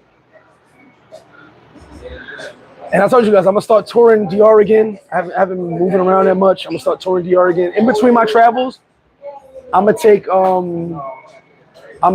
a weekend here and there. Cause no football season, right? No football season. We do got Blade every Sunday. DJ Blade here at FlipFlop every Sunday until football starts up. I'm gonna go. Excuse me. I'm gonna go every few weekends. Pick a city, and go to the city, hang out. We had a great time in Santiago last week. 2 weeks ago, was that 2 weeks ago? Great time, even though I got sick coming back. But great time in Santiago. When King Sam comes, we're gonna hit up Bani. Maybe pop up in some other cities real quick for a walkthrough. But I'm gonna try to go do that again, man. Like I said, I've been all over this country, but I wasn't filming. So we're gonna take you guys. We're gonna go to the pools out there. We're gonna go to the dunes. We're gonna hit up the clubs. It's gonna be crazy. We'll have a good time. And since King Sam ruined my budget, King Sam bring an extra $1,000 with you on this trip, cause I ain't got it.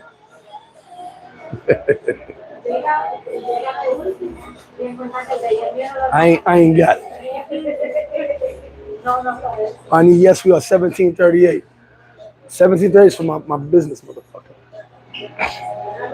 But anyway, man. Always good reminiscing with y'all, talking shit, having a good time. Hey, what's up, man? You doing any good? I'm good, man. Good, man. Blake's still here? Blake's still, okay. They're around somewhere. I see him today. Yeah. Any OG still rocking with you to this day? Yes, of course. I got a lot. Yo, listen. The one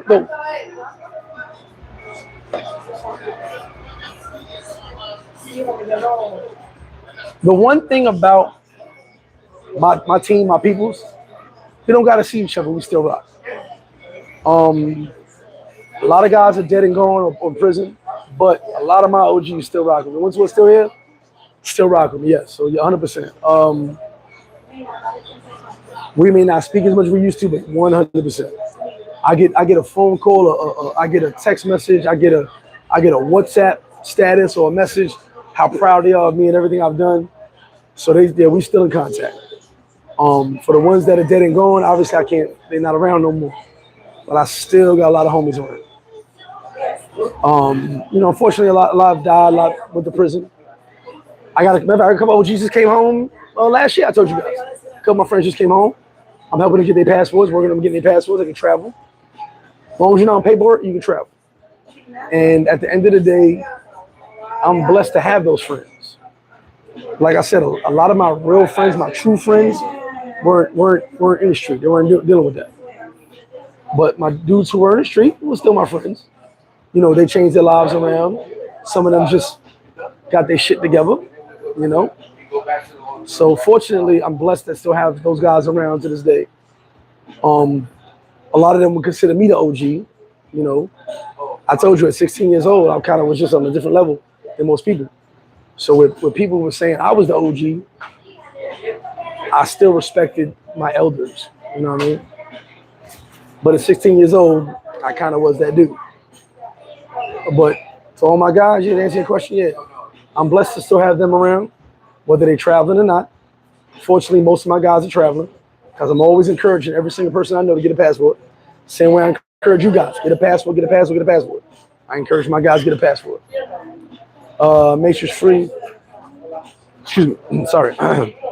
Speaking G of whiskey, what did you think of that video I sent the old English version? You know what's crazy about that? I'd have to taste it I'd have to sit there for myself. Because for you to compare it, it was a weird video. I'd have to sit down and do that test myself. Oh, Fro, yeah, we definitely gonna be in the camp, bro. Listen, I used to be in Bani before anybody ever heard what Bani was. And big shout to Checking the Fake. He did a dope video on Bani. And I tell you guys, most of the places I've been, I wasn't recording. I wasn't doing YouTube. But now I'm able to do YouTube. I can record. We can go live from the spots. Listen, I go live, tell them turn the music down a bit. I go live at the spot. And y'all be like, oh, this is really going on out here. Ain't no fake, ain't no fraudulent shit here. I'm not a bum ass Dominican living in America talking about DR. You know what I'm saying? I'm really living in DR. I'm American, really living in DR, doing what I want to do.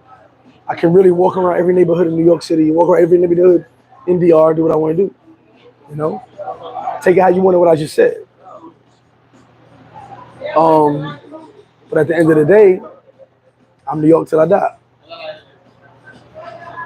But yeah, we're gonna do some more travels because at the end of the day, I realize I've been to all these places. I can only talk about it. I need to show you.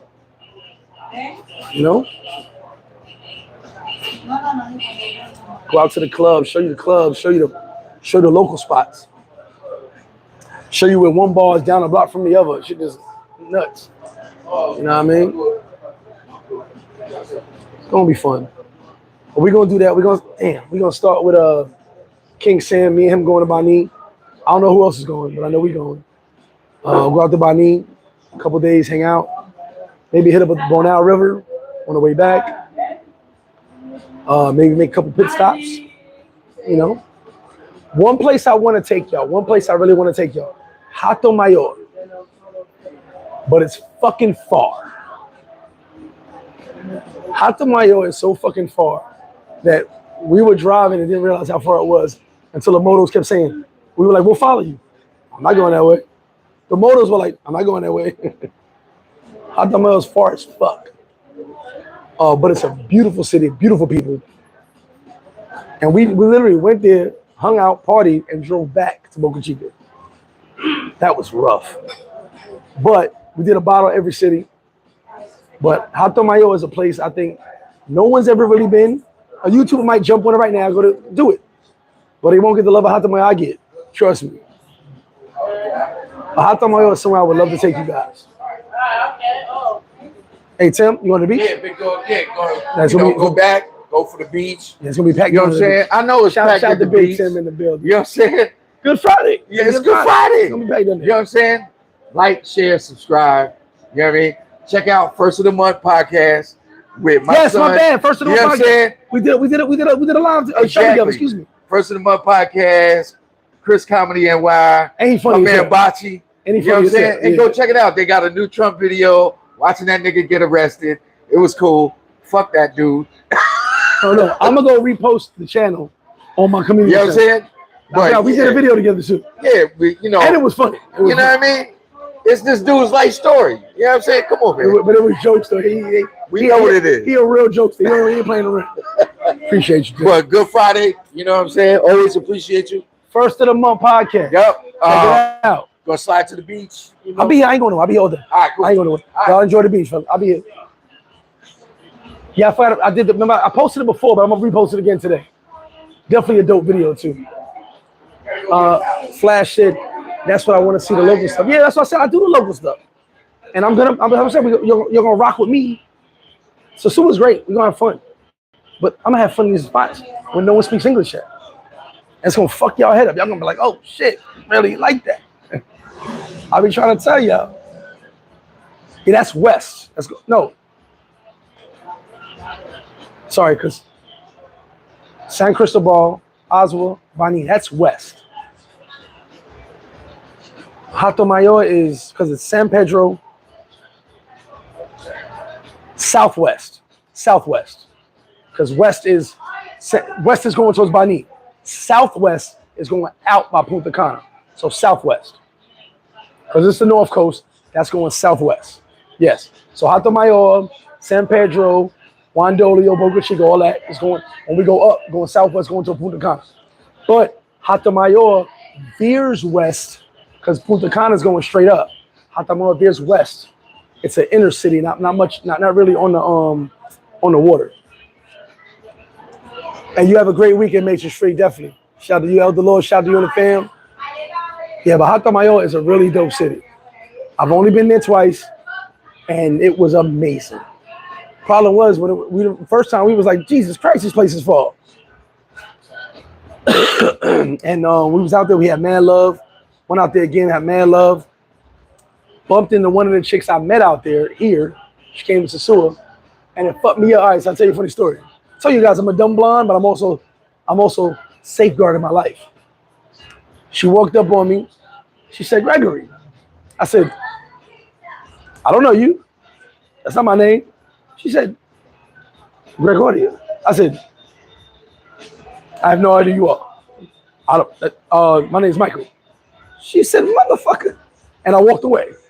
Swear to God. I didn't know what was going on. I'm like, did she set me up? Is she pregnant? I don't know what's going on. I ran away. So I get to my table. I'm like this. I said, don't look over there to the left. He's like, what? Some girl knows my name. I have no idea I know it. So I'm sitting there. So she walks to the table. She goes, ain't this you? I was like, is it me? Is it me? And she was like, it's me. And showed a picture of me and her together back out my we was all having a picture in Central Park. I said, oh shit, what's up? She said, why'd you do that? I said, I didn't want any news. I didn't know what to do. I was lying. I was just lying because I didn't know who he was. I didn't know if you had a kid, what it was. I don't know. And then I ain't seen your ass in 8 years. I was like, I don't know what's going on. She's like, yeah, it's me, man. I came out here. So I'm like, she's like, I finally see you. I ain't seen you all the time. I've been like, okay, cool. And she reminded me, she's like, everybody always ask about you because we was the gringos that just wilded out in Hato Mayor. They had never had gringos in Hato Mayor ever, except us. Me and my man, Senor Tranquilo. He runs Boca Chica. And they had never had gringos hang out there.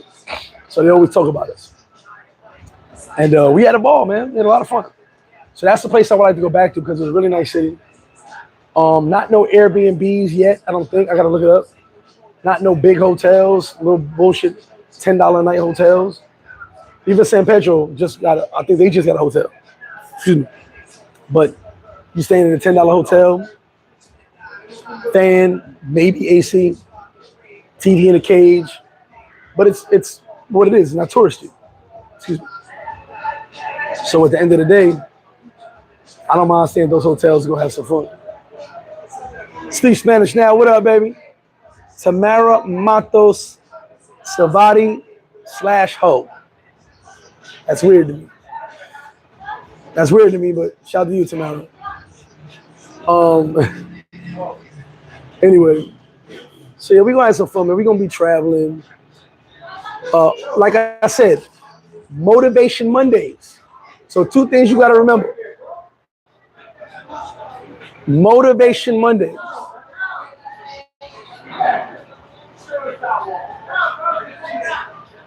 Motivation Mondays. 10 a.m. every Monday. I will have a motivational video. Watch it, share it to your peoples, just for a little motivation purposes. Every Monday, 10 a.m. Motivational Mondays. Flash, I don't know yet. Let me do the Bani trip first. We're going to Bani in May. I believe Cinco de Mayo, we're going to be in Bani. Let me go to Bani, and then I'll try to do the Hato Mayor within the next, either within May or June or July. I say June more than likely. But I definitely want to go to Hato Mayor. You can get down here. I will 100%. All right. So this is April. So once me and Sam, King Sam, go to Bani, I can 100% plan Hato Mayo. Because then I'm going to see about driving, what direction I'm going to go, so and so. It's hard to say at the moment. But I would say maybe June. Do a weekend in June and go to Hato Mayo. I think it'd be real dope. Hey, what's up, man? How you doing, brother? So let's say June right now for Hato Mayo. I'm going to say June. I'll do a week. I got no plans in June. I'm not going anywhere. I say that I'll end up having a nice free time in June to go out there. What's up, Blake? I just asking about you. Is that a Four Loko? Is that a Four Loko? I don't know. Yeah, it is. Oh, I don't know what the fuck it is. Hello. Yes. Well, then, like I said, right as of now, I think June would be best. Come on, back. You can leave that alone. Right here. I believe June would be best because we're going to Bani in May. Then I could do June, maybe the beginning of June, maybe. Nothing planned. So yeah. Let's say the first week in June, for argument's sake, we go to Hato Mayo, hang out. Is that Father's Day? I don't know the holidays no more. I'm lost on the holidays. But yeah, we do that. And I'll look for some Airbnbs. Matter of fact, if anybody gets a chance, see if Hato Mayo got Airbnbs. I doubt they do. But if they do, cool. If not, we're staying in a $10 hotel. We do like 2 days out there. And then we make our way back and party all the way back. City to city. Y'all ain't never rode with me. We used to do a bottle per. When it was the Coco Brothers, shout out my man Tommy Guns, T Guns. My Irish brother, who me and him went all over the country. When it was me and C and Train Kilo, bottle per city. We do a bottle per city. Every city we go to, a bottle gets popped. Some of y'all like, what? Yeah, every city. If we stop in this city, a new bottle. Pop. We was doing Absolute, we was doing Grey Goose, bottle per city. So on these adventures, it's gonna be a bottle per city. We're gonna drive around, have a good time. Let's have some fun. Stay tuned for that though. Yes, Flo, there are cities, but you won't go there. I've been to a couple other cities. It's hard to get to, and you're not really gonna. The infrastructure's terrible, so you're not gonna go up there. D Campbell in the building. Shout out, my bro.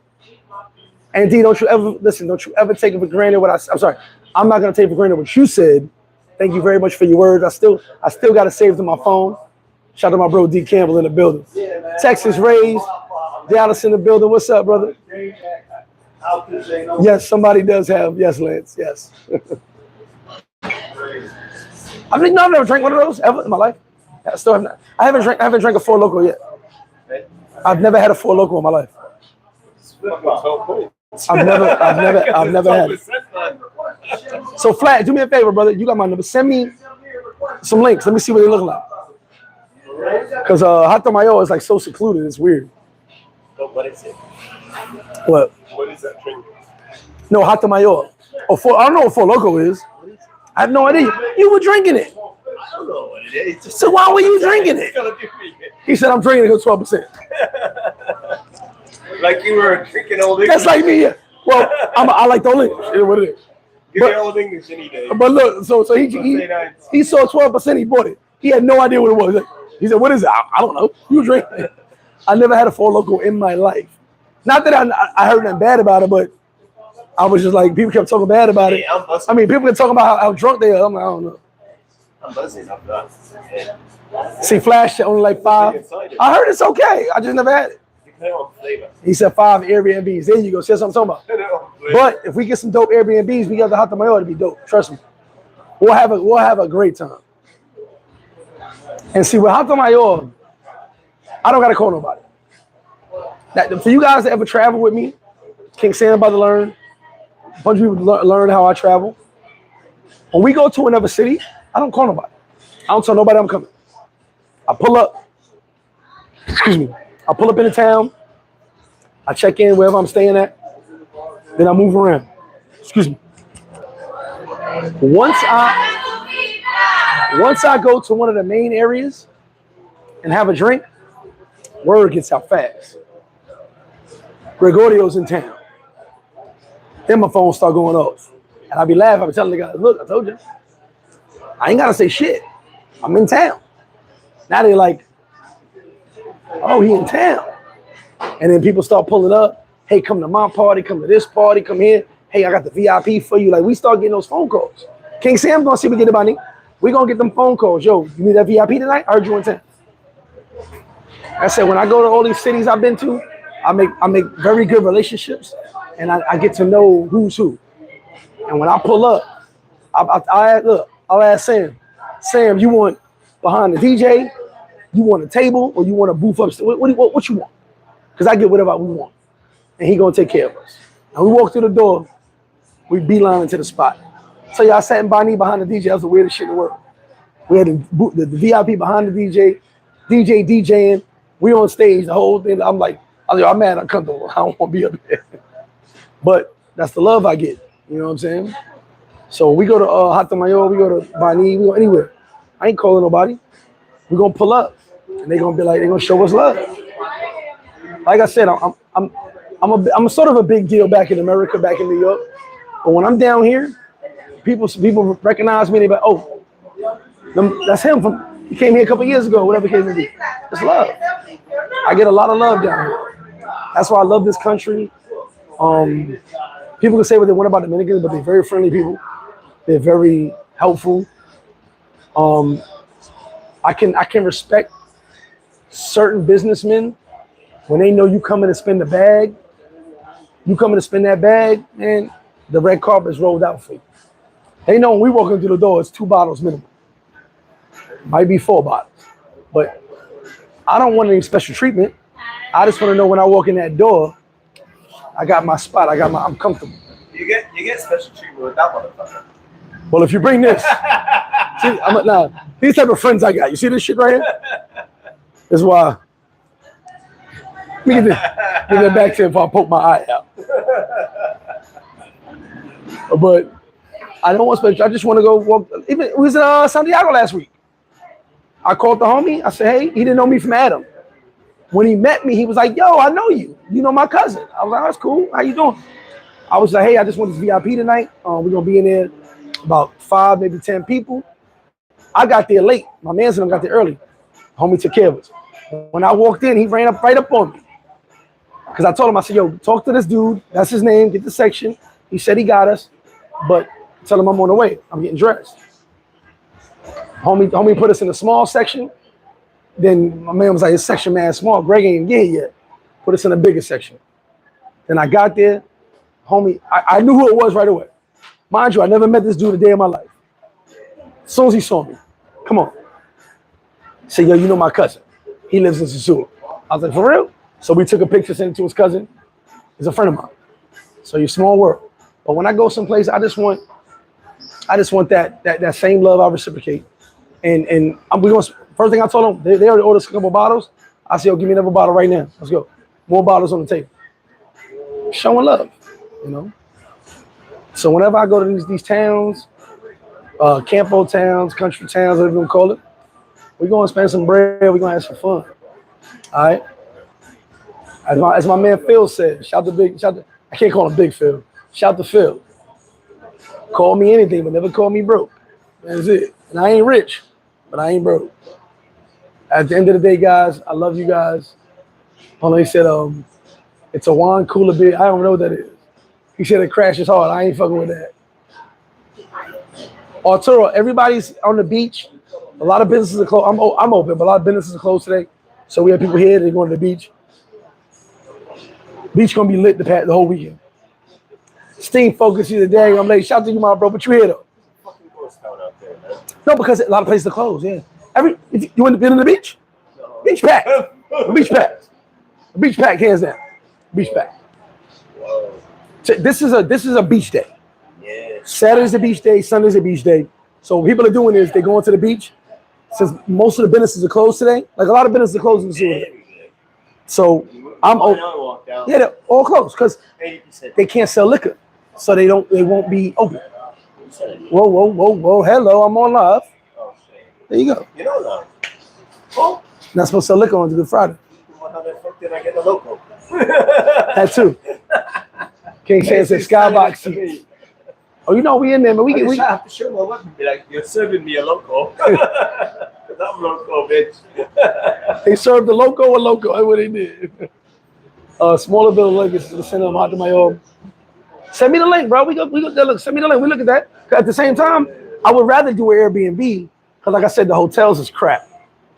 They're the $10 a night hotels with, like I said, spinning fan, hard ass bed, your own bathroom with cold water, and a TV inside a cage. So, unfortunately, that might be dope. And we might have to do starting today. We try to work out a Hato Mayor tour. Not a tour, but we're gonna go to Hato Mayor.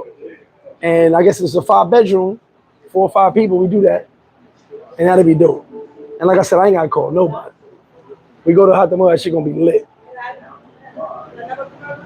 Southern Creole flavor. You should write an ebook on being an expat. You know what's crazy, bro? I'm gonna tell you something. Big shout out to Bo Riggs. His book is dope. I did not tell him I finished it because I did. I'm 1 chapter short. I've been doing a lot of shit. But his book is dope. His book is very dope. And I told him his first 2 chapters reminds me of my life. Bo Riggs' first 2 chapters were almost, me and him were almost living the same exact life. Except I was a little more violent. But as far as the book goes, someone will have to write it. I don't got time to sit and write.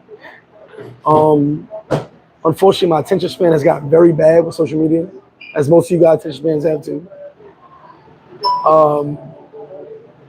But I would love for someone to write my book because I got an amazing story to tell. Amazing. Matter of fact, I told you guys, the name of my book is going to be called Chronicles of the Winningest Loser. Real shit. That's a good one. Chronicles of the Winningest Loser. Because I've lost a lot, but goddamn it, I win. So I had that name picked for like 10 years already. Over 10 years. Because the story's gonna start in a Mexican prison. And it's over. I just know it's over. I can't tell you no more than that. But when I get somebody to write this book, I can write it for you. Listen, you think I got stories on this YouTube? The stories I can't tell on this YouTube will blow your fucking mind. And you'll literally sit there like, there's no way he did these things. Yes, I did these things. I lived an amazing fucking life. And like I said, it's going to be called The Chronicles of the Winningest Loser. And the book starts out, I already had the first chapter. It starts out in a Mexican prison. And I'm like, Jesus Christ, it's over. But you got to stay tuned for that. Once I get somebody to write it, you'll be like, this motherfucker right here. And my man, AKA 4 Loco, he said he's going to write it. I'm feeling it now because I'm mixing with president. Well, you know what's funny? When I was 25, One of my friends said, you need to write a book. I was 25. He was like, you need to write a book. He said, your life is fucking crazy. He said, the things you overcame, the things you've been through, most people couldn't do it. And I was like, well, the problem is I can't lose. I won't succumb to the lose. I won't succumb. I won't succumb to losing. I can't lose. There's nothing in my heart and my brain that will allow me to lose. My best friend, Rich, has a tat right here. Losing is not an option. I always wanted that tat, but he got it, so I couldn't take it. It's my brother. Rich is the one, when I put my post up, he said, man, I love you. I miss you. I want you to know I love you. Keep doing what you're doing. Out of nowhere. That's my brother. I love that dude. We go back, he was 4 years old. He had the tat. Losing is not an option. That was my workout partner for a few years. Losing is not an option. I love that tattoo. I love that saying. Because in my opinion, losing is not an option. The reason that the book is called Chronicles of the Winningest Loser, because I lose a lot, but God damn it, I win. I fucking win. So every loss became a win. Every loss became a win. Every time someone shit on me, every time someone downed me, every time someone blackballed me, I won. There's nothing in this world that I've been through where I did not win.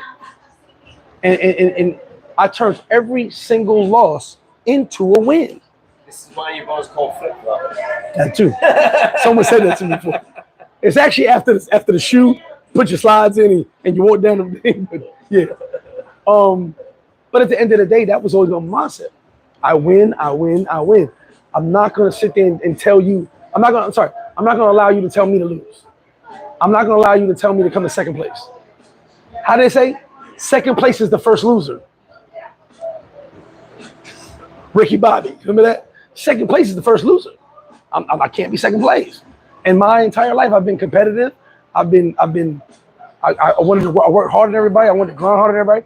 That's how I was. In my case, it's kill or be killed. Kill or be killed. Now, I don't want to kill anybody, but I want to kill you with success. Yes. I want to kill you with happiness. I want to kill you with happiness. I want you to know that no matter how bad you wish me bad, I wish you good. But I'm still going to focus on the win. Let me tell you something. My life ain't perfect, far from it. I go through hell and back almost every other day. But as long as the wins keep coming, ain't much I can complain about. You can listen to me. We're 2 hours in. You can cut me off in 30 minutes of this live. But guess what? You're going to miss the message. You're going to miss something. We can reminisce all day about the old school and all that. Thank you. There ain't no runner-up trophies. Remember they tell them they're going to get the kids. They did say that. They're going to give second place trophies. Fuck that. I don't want no fucking second place trophy. What's that? If I lost, I lost. That's the meaning. Yeah, that's the meaning. Like, if I lost, I lost. Don't really price this. When I played soccer, I was MVP of the league, MVP of the team. Highest scorer 1 year. I won. Don't give me a trophy for being the second highest scorer or the backup MVP. What the fuck is that? When I played high school football, I don't want the honorable mention. Don't give me the honorable mention. You might as well leave my fucking name out of the paper. Honorable mention all city. You might as well slap me in my face. Honorable mention. That means I wasn't mentioned with the best. You know what I did? The next year, I became all city. I don't want honorable mention. Honorable mention means that you could have did it, but you didn't. Fuck out of here. If I ain't doing it, I ain't doing it. Believe it or not, Southside Flip. And thank you. I'm seeing the message. I'm gonna look at it when I get off the live flash. Believe it or not, he sent a bunch of Airbnbs. Thank you, bro. Believe it or not, everything I took from the streets, as far as success, what we thought success was, and as far as progress, every single thing, I took it into corporate America. I took it into my own business.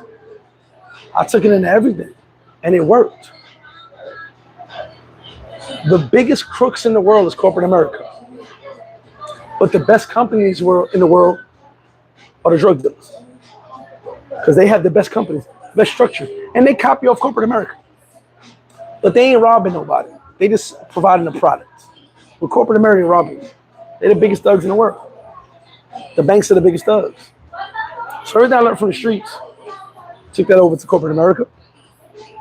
to my own business practices, and I learned how to transform it. We're not saying 2 for $5. Come get this. Come down the block, get 2 for $5. Niggas got bullshit right away. We saying, yo, Taco Tuesday, Wing Wednesday, coldest beers, come get that. It's the same shit. And some of y'all looking at it like, oh, this motherfucker smart. No, I ain't smart. I'm just a hood motherfucker with a dream. I was just nigga coming up like, how can I get it? How can I live good? That's all I ever been. Now, I undercut myself sometimes, and I downplay a lot of my shit, but I'm a humble motherfucker. I'm a regular motherfucker. I'm just very intelligent. I pay attention to everything and everybody around me. I watch. I observe. A lot of y'all just living life. Y'all not observing what's going on. You're not watching who's succeeding, who's failing, and why. Y'all just like, oh, it's good, it's cool. No, I ain't cool. I'm trying to learn. I'm trying to learn from everybody. Every single person I've run into, when we have a conversation, I'm learning from you. You may think you learning from me, but I'm learning from you. I'm giving you information. Like the homie was just like, oh, thanks for the information. Nah, cool. But I learned something from you. I learned what it's like to walk into Sosua with no information. So now I know information is needed. Let me share that information with more people. Like I said, I'm learning all the time. Should the player hate the ball? Remember that? Hate. Yeah, well, the chick from Iowa. Listen, I'm a fan of Caitlin. I'm a fan of Reese. I posted Reese on my Instagram. Caitlin said, "Nah, we never heard of runner-ups going to the White House. We ain't going." I respect her for that. She's top 5 in college athletes' money, men and women. Top 5. Reese is top 10. It's more Luke. She made more money than the chicks in the WNBA. Reese is gonna make more money than chicks in the WNBA. So, but I respect Caitlin. Watch it. I respect Caitlin because she said, nah, runner-ups don't go to the White House. I'm not going. We lost. Next year, she said next year when we win, I'll be at the White House. Now, recently, LSU's going to the White House. Excuse me, they decided to go because Biden said something. Biden said, listen, we want the champs here. So it's actually supposed to be them and UConn. You know, the cousins both won. They're both cousins. But they might come in different days. But I think UConn's working out that they come together. But yeah, you ain't never got a trophy for being second. The Grammys don't give, the next best guy award. The Oscars don't give the next best actor award. Either you winning or you losing. And at the end of the day, I'm trying to win. No, don't worry about it. At the end of the day, I'm trying to win. I ain't trying to lose. ¿Cocina desabierto? ¿Sí? ¿Cocina desabierto? Sí. Yeah, we open all night. So 9:30. A1J, what's good, brother? I'll be here. Stop drinking 4 Locos. I heard they're a little too much.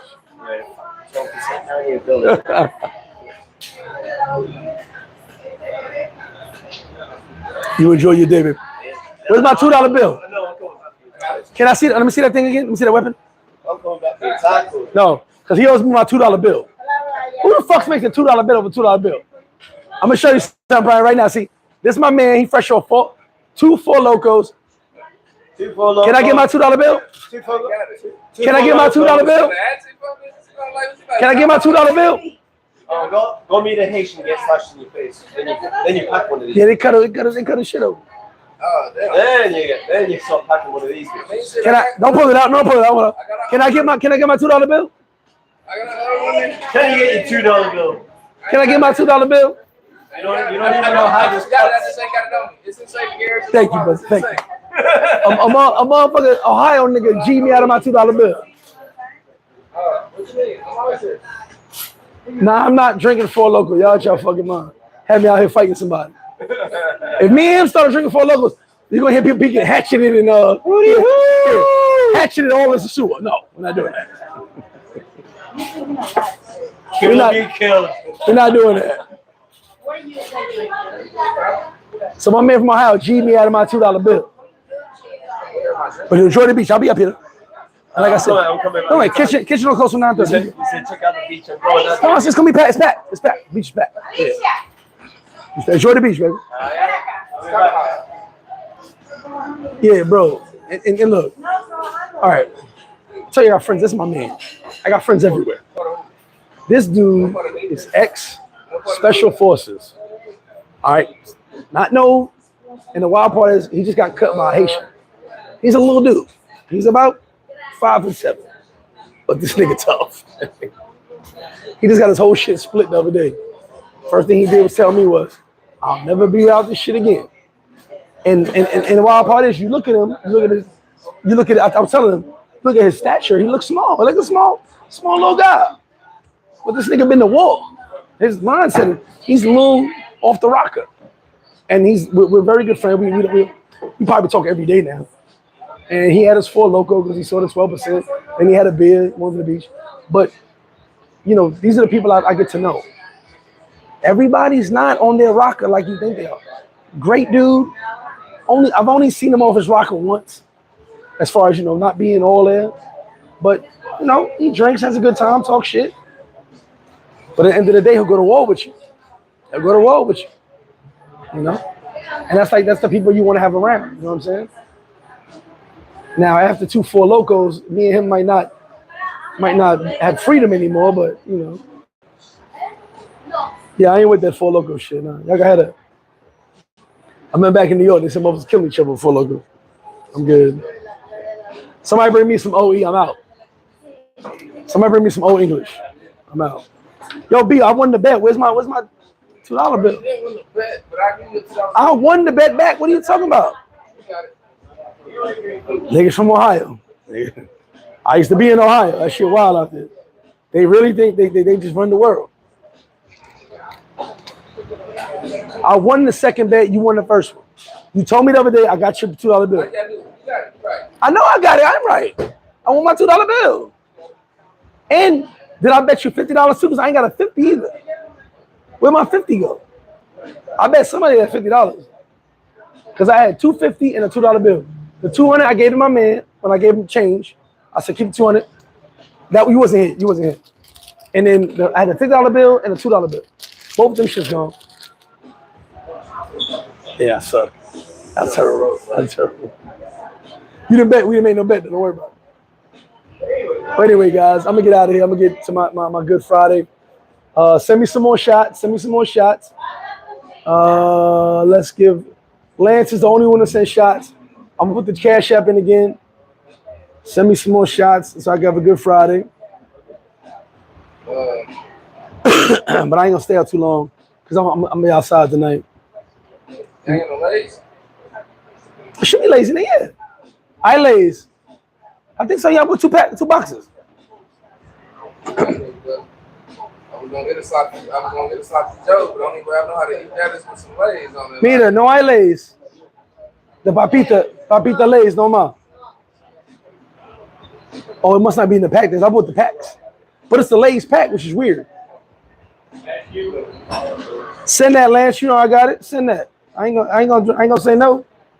Somebody make my Friday good. I ain't gonna say no. Somebody make my. Remember that scene, Halle Berry in Monsters Ball? Make me feel good.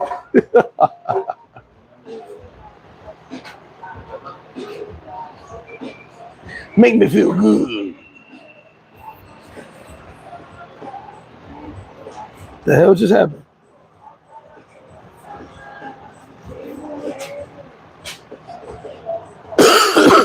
There we go.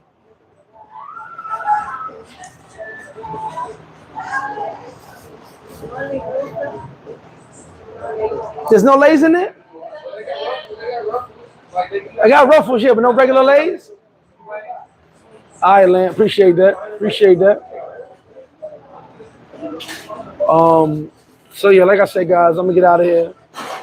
Every Monday, 10 a.m., Motivation Mondays. Check it out.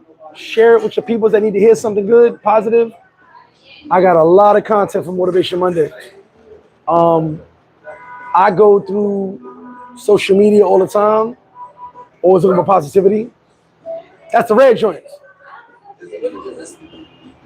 That's the red joints. These are regular joints? Red. Carne asada, red. It's the red, yeah, get the regular joint. Get the cheese joints. Get the cheese joint. The queso para él. Yeah. That's my favorite right there, but I like that. Get the cheese. I like the carne asada as well. I get this up on try the sloppy Joe, but I put chips on my sloppy Joe. Gotcha. So I had to get the, on the throwback, on the nostalgia set. Like, old school shit. Yeah. If you don't know, you don't know.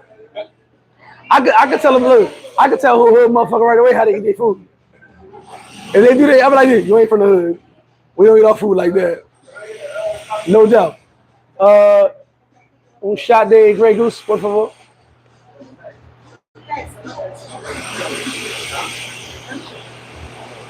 You don't want cheese in it? Okay. Grey Goose. I got Lance, get your cup ready. You about to get this shot on. Shout out to my boy Lance.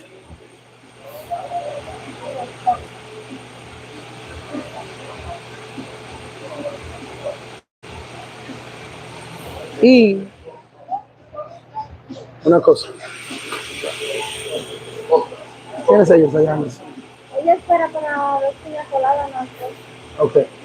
Vamos a aquí los hombres. Cada uno, por favor. Lance, you ready? Where you at, Lance? Shout out my bro, Lance.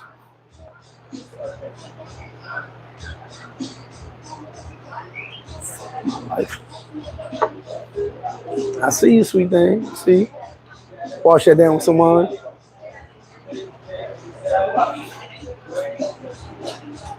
That shit was tough.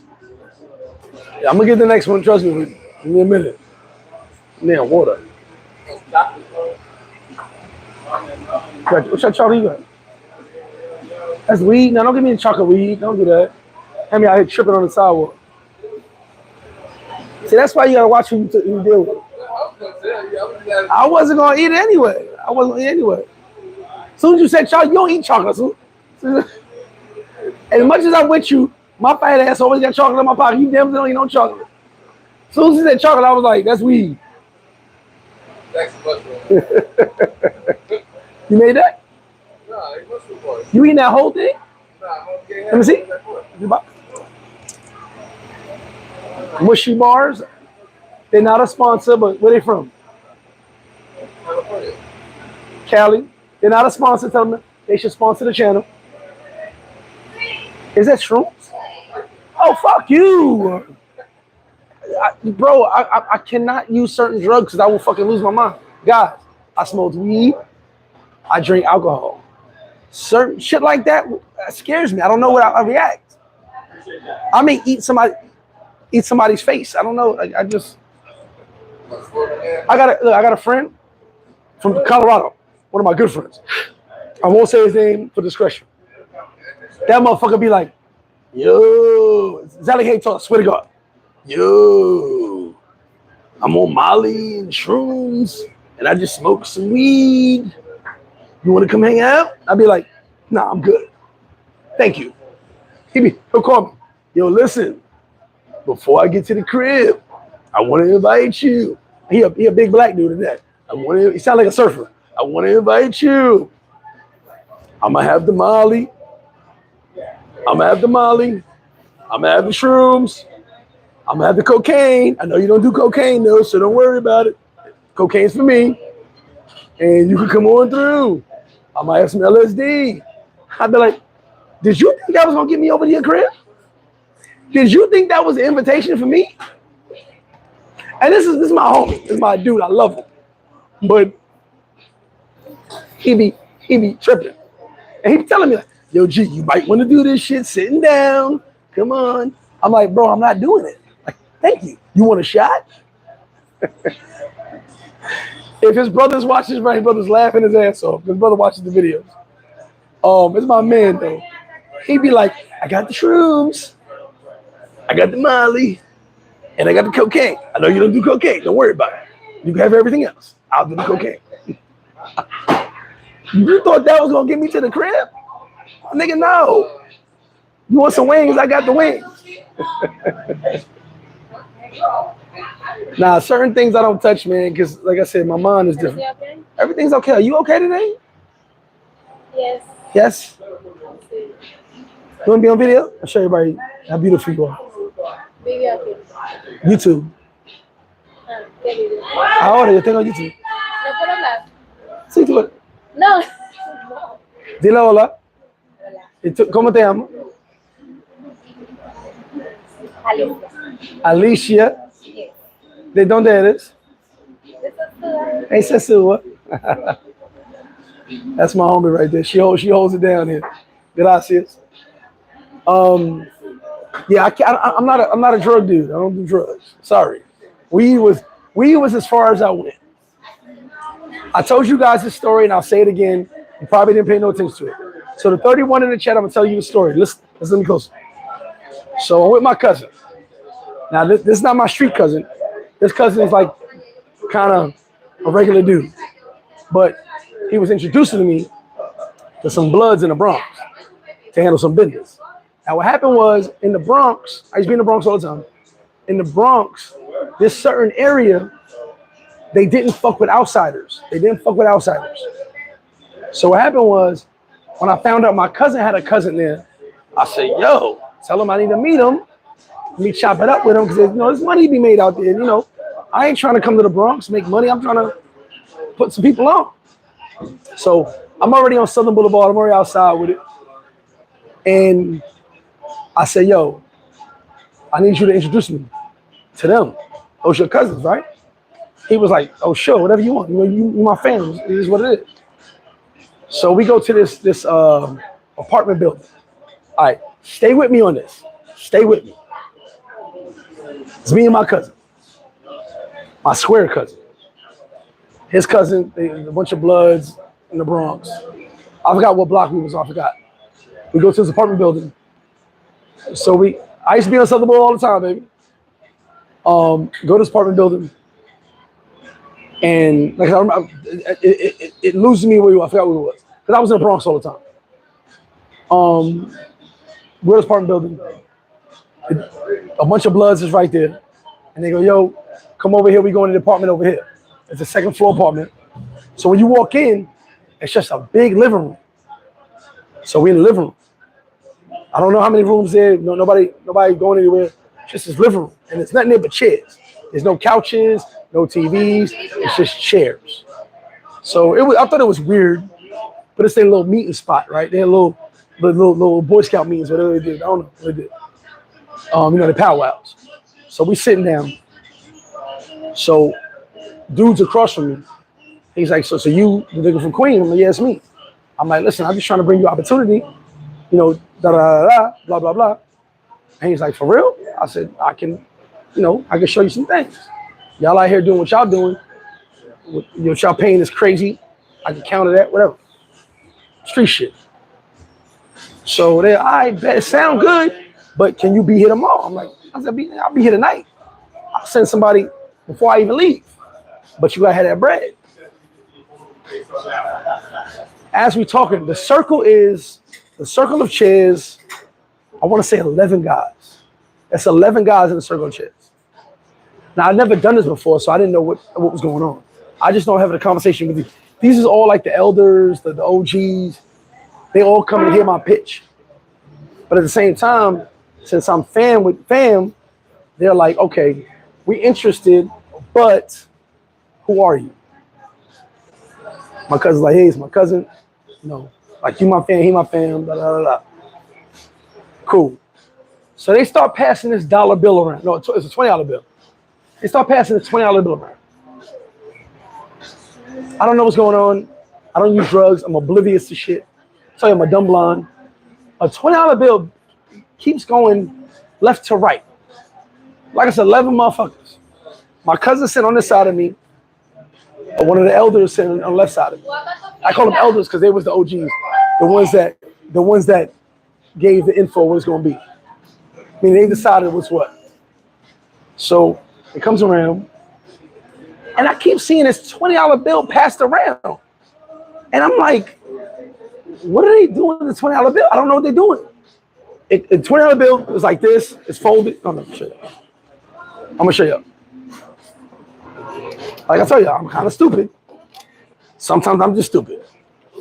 So imagine a $20 bill, and they keep coming around like this. Every person passes the next person to the left. And they take it and they go, now I don't see what they're doing. All I see is this. Hey, tell this motherfucker get out of here. Dile, sale. ¿Cuántas veces yo dile no ponen de música aquí?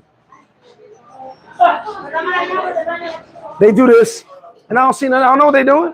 I thought they were smelling the money. Like, is the money real? That's what they're doing. I swear to God. Is the money real?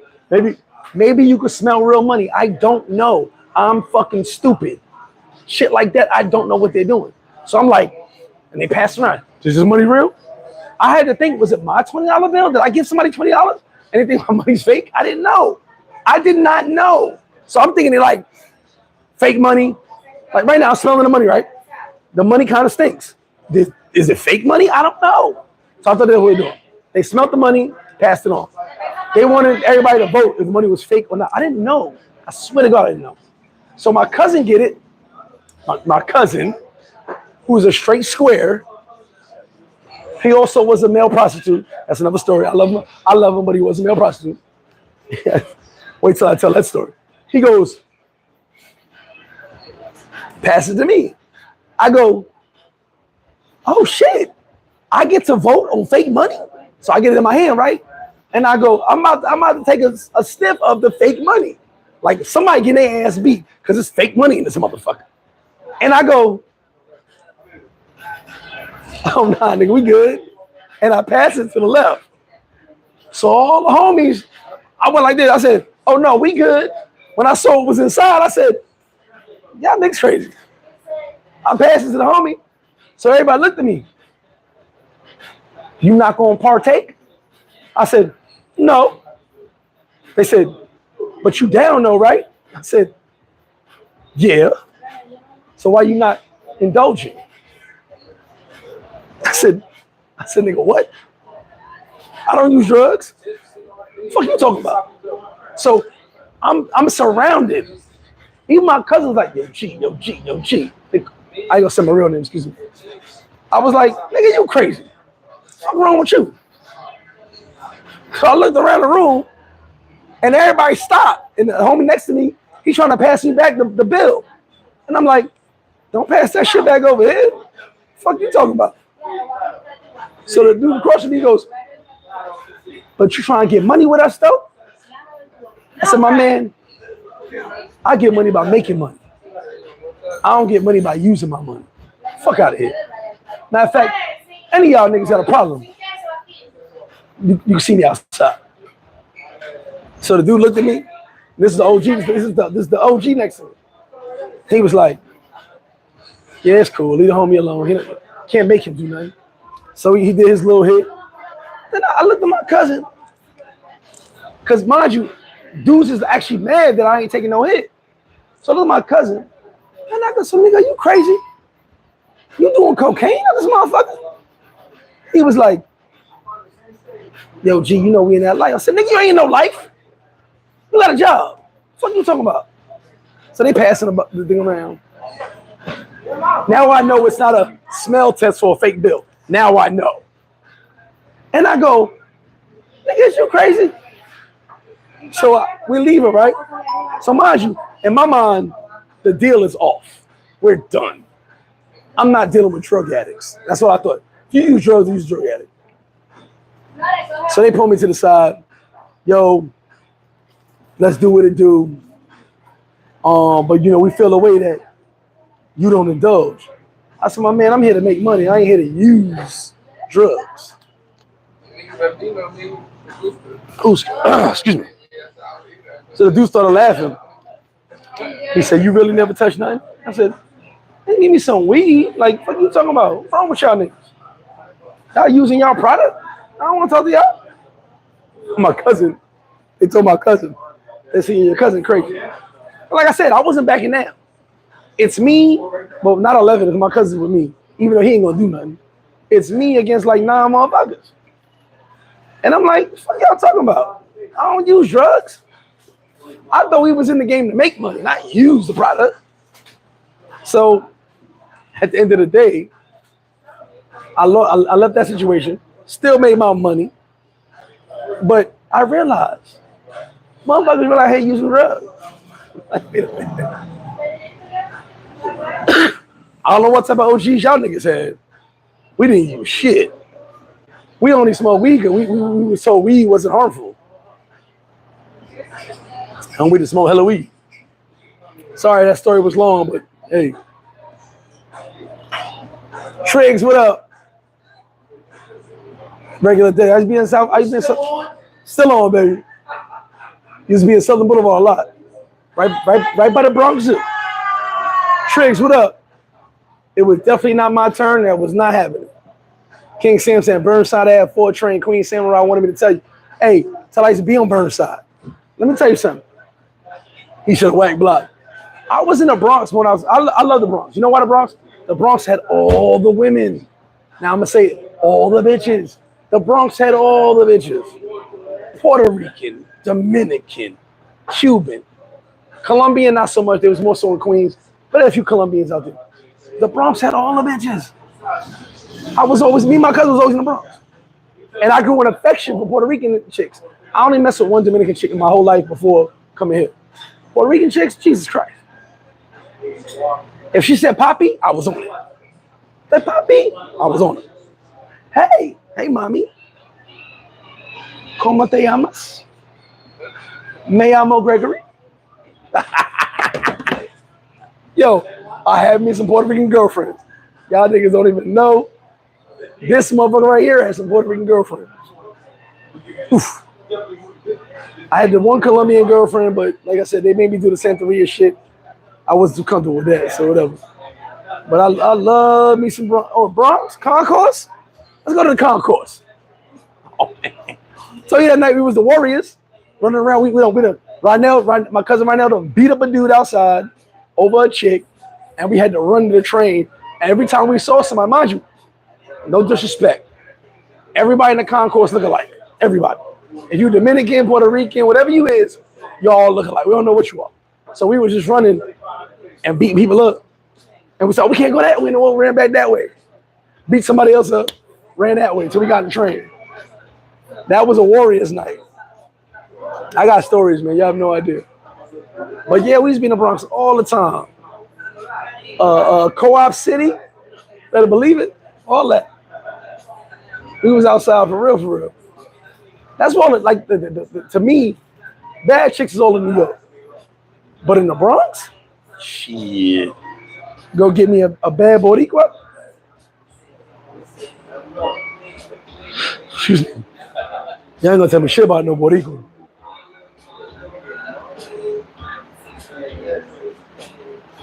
Nah, I'm telling you, it was super. Listen.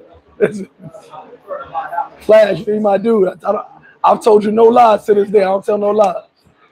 That's how it was, man. Cap D coming, what's good with you? I did hear it change up to African, but you still got that Latinos over there. Oh, Prospect Ave. Oh, damn, I used to be on Prospect. Ho Ave, Southern, yes. Ho Ave was just different, though. You only went to Ho Ave for one of two reasons, and we won't talk about that. I done seen some of your favorite rappers tripping on Ho Ave. Trust when I tell you. I be on Southern all the time. I had a chick out there. I was getting some money out there. And not like I wasn't on the corner, but like, I had some friends. We had arrangements. What it was.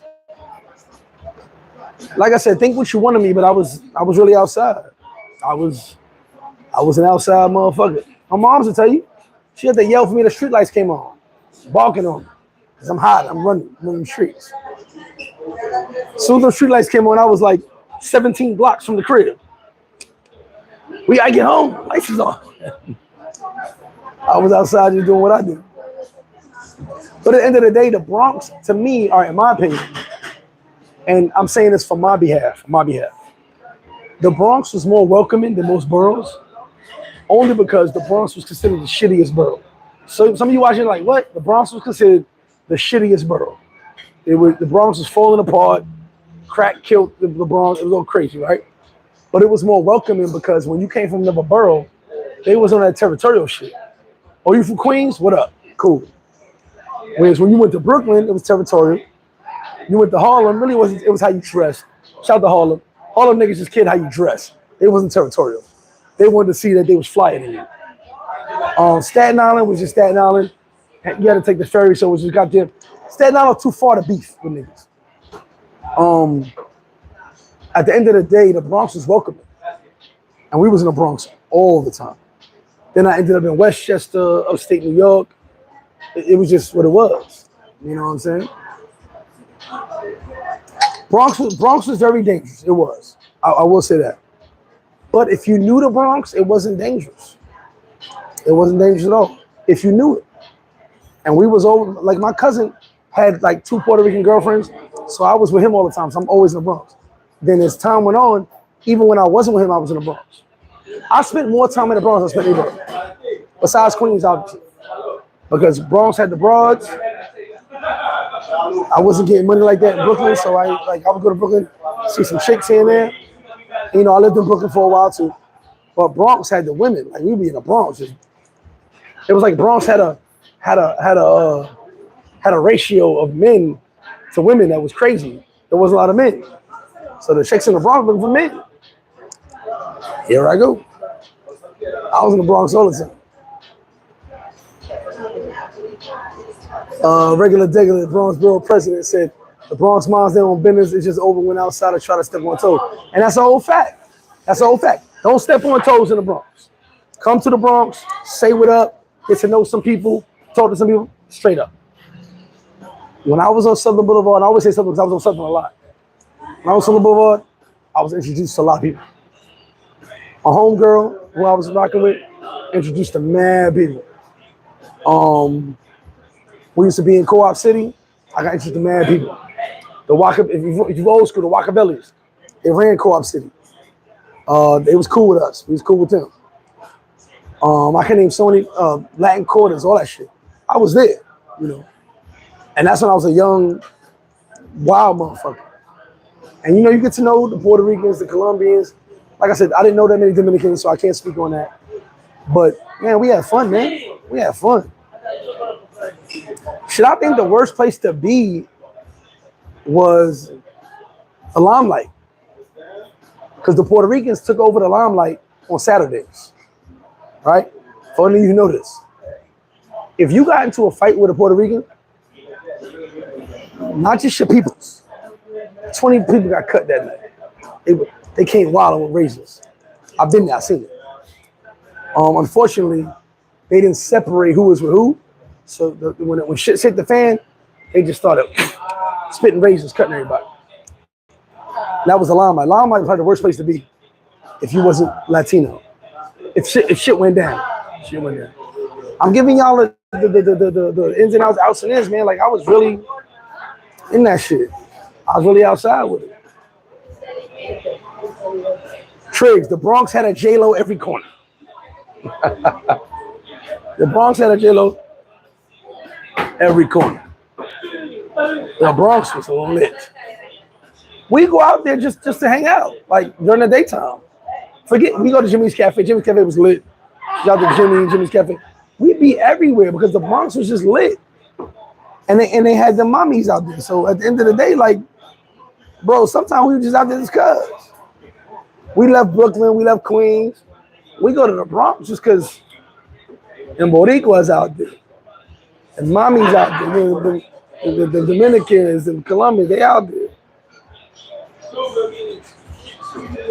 So I ended up falling in love with the Bronx only because of my cousin.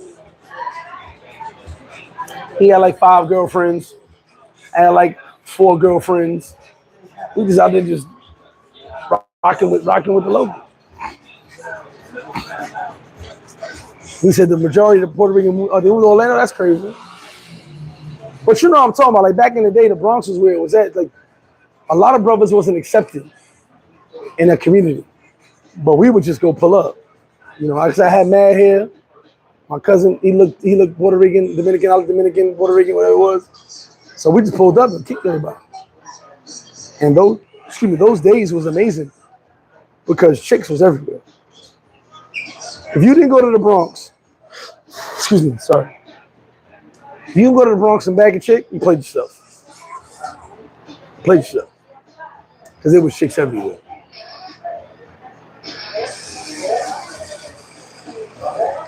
Lance said, I give credit where it's due. Flip, you knew about hoods and B-more that have been going for 25 years. I told you I was in B-more, fam. Lance, I ain't lie to you, bro. Appreciate you, brother. I was in B-more. Listen, I ain't never lied. When I say I was outside, all these niggas out here lying. They lying. I've been to every hood. I've been all over the map.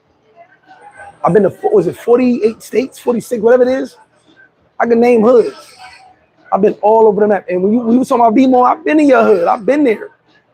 Like, I was out there, like fucking with motherfuckers. I'll tell you the story when they ran up on the crib. We came, all right. I remember it was in projects, the one-level project. I'll tell you what. Lance, what was the name of the project? I'm not telling you the name of the project. I don't remember the name of the project was. One level. So we came to see these chicks. So I travel. We was outside getting money. We was hollering chicks too.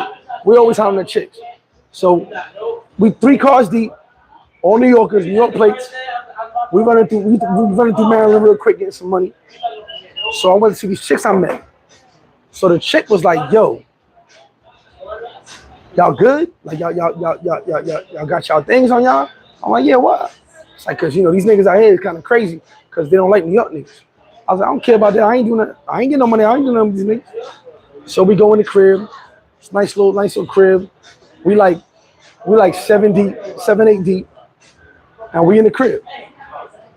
So we got all New York plates. All New York plates. Dude knocks on the door. So the chick is like, yo, I think it's gonna be a problem. I said, nah, it's not. Like, it's not.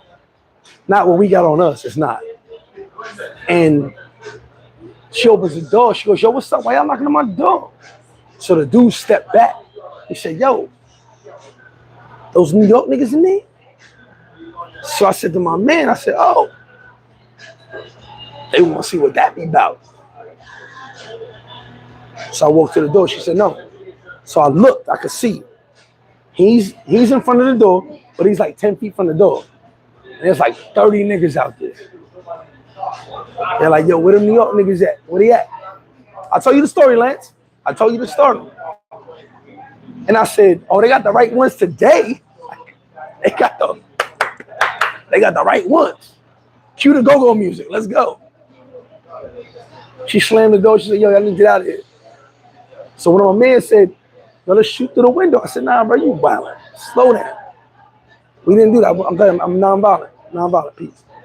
So I walked to the door. I told her she was panicking. She's like, yo, my kids is in here. I said, shorty, calm down. They'd have shot the crib up a long time ago. They ain't gonna happen. Like I said, I'm logical too. Illogical, but logical. Who walks to that door? It was like 30 niggas standing in the back. I said, hey, man, let's go to the cars. They ain't gonna do nothing. So we walking out, 30 dudes right there. Another 5 dudes by the cars. I swear to God. They buy our cars. All our cars got New York plates. And you know, we back in. We leave jet room, we back in. See, a lot of you guys don't realize that. If you're in a place where you ain't supposed to be at or you think something might happen, back your car in so you leave jet room. You don't want to back out and have to pull out. Back in, pull out. So we had our cars backed in already. So the dudes is walking. But I could tell they not about that. They not about that shit. If they was, they'd have started shooting immediately. But we didn't do nothing to them. We came to their hood, smashed their broads. They just was trying to make sure we didn't take over their neighborhood. Because back then, the Yorkers was taking over neighborhoods. I didn't even want to be there. I ain't want to be in those projects. I was just checking shorty out. Because I've been rocking with her. We get to the cars. I tell my man, yo, you stay back. Make sure all the cars get out. Yeah, you know, somebody got to stay back at all times. Hold it in. So you stay back. Pull out. Nothing happens. Someone zip back around, pick them up. We out. But as soon as we got to the exit of the projects, They shooting in the air, bop, bop, bop, bop, bop, they shooting in the air, right? And I'm like, damn, they shooting in the air. Ain't no bullets coming this way. They doing that air shit, air guns. I said, let's get out of here.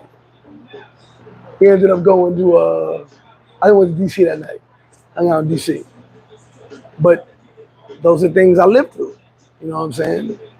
And at the end of the day, I was telling her, like, certain projects I've been to, bro. Some of you guys will sit there and talk about your neighborhoods. I've been in your neighborhood. I've been there. I can name blocks. I can name areas. I can name gangs. Some people had gang names before it was a gang thing. Regular Digger said, Orlando, Florida, based in Little Puerto. Is that real? Right?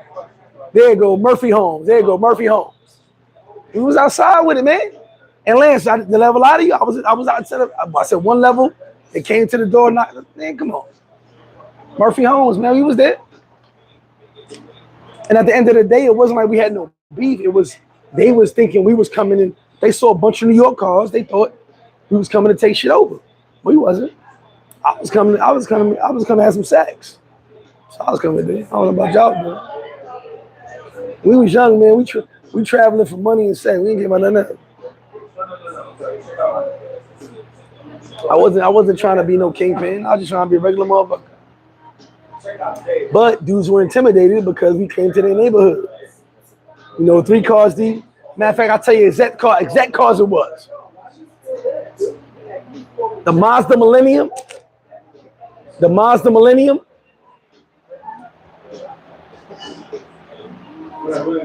Ack Vigor. And I was driving the Maxima. I can tell you 3 cars it was. And those are straight hood cars. I was through Lafayette, but the Murphy Homes is when I told the story, the one level joints. The Murphy Homes, that story. Yeah, I was in Lafayette. I used to be in Drew Hill all the time, bro. The wild part is, I'm a New Yorker, but I know that DMV as a whole don't like New York niggas. And I ran into that. But I was on some peaceful shit because I'm like, bro, whatever issue you got with someone else, I ain't got to do with that shit.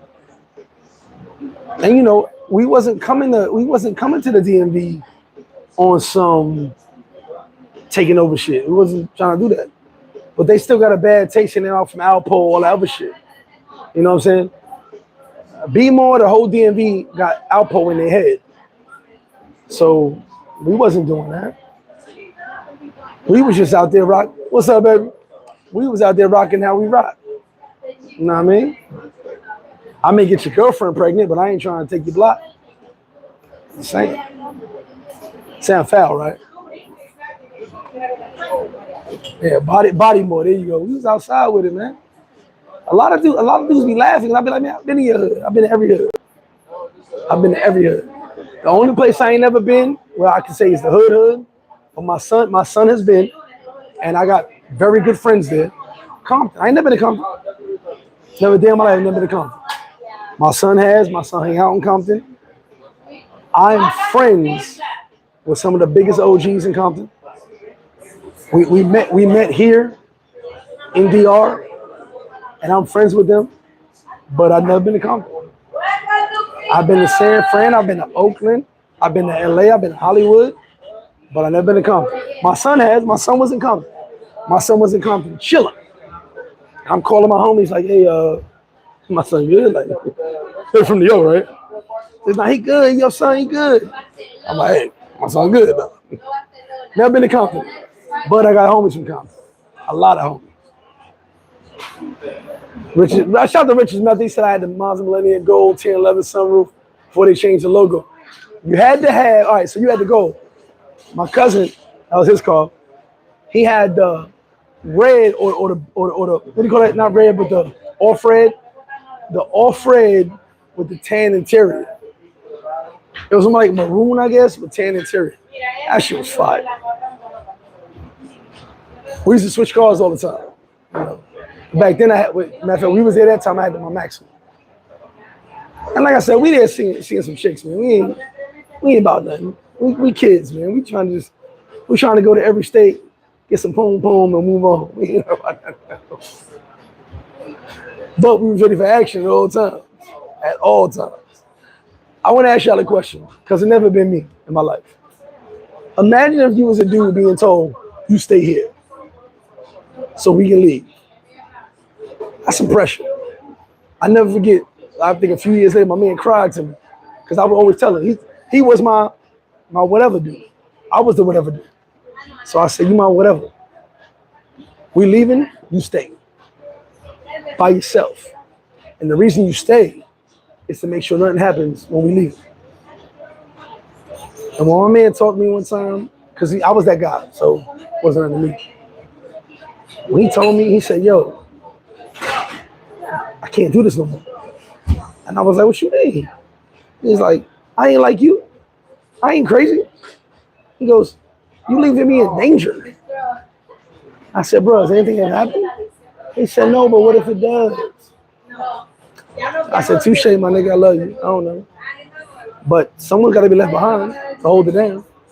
We still come back and pick you up, but you're going to be left behind to make sure no one's following us, no one's coming at us.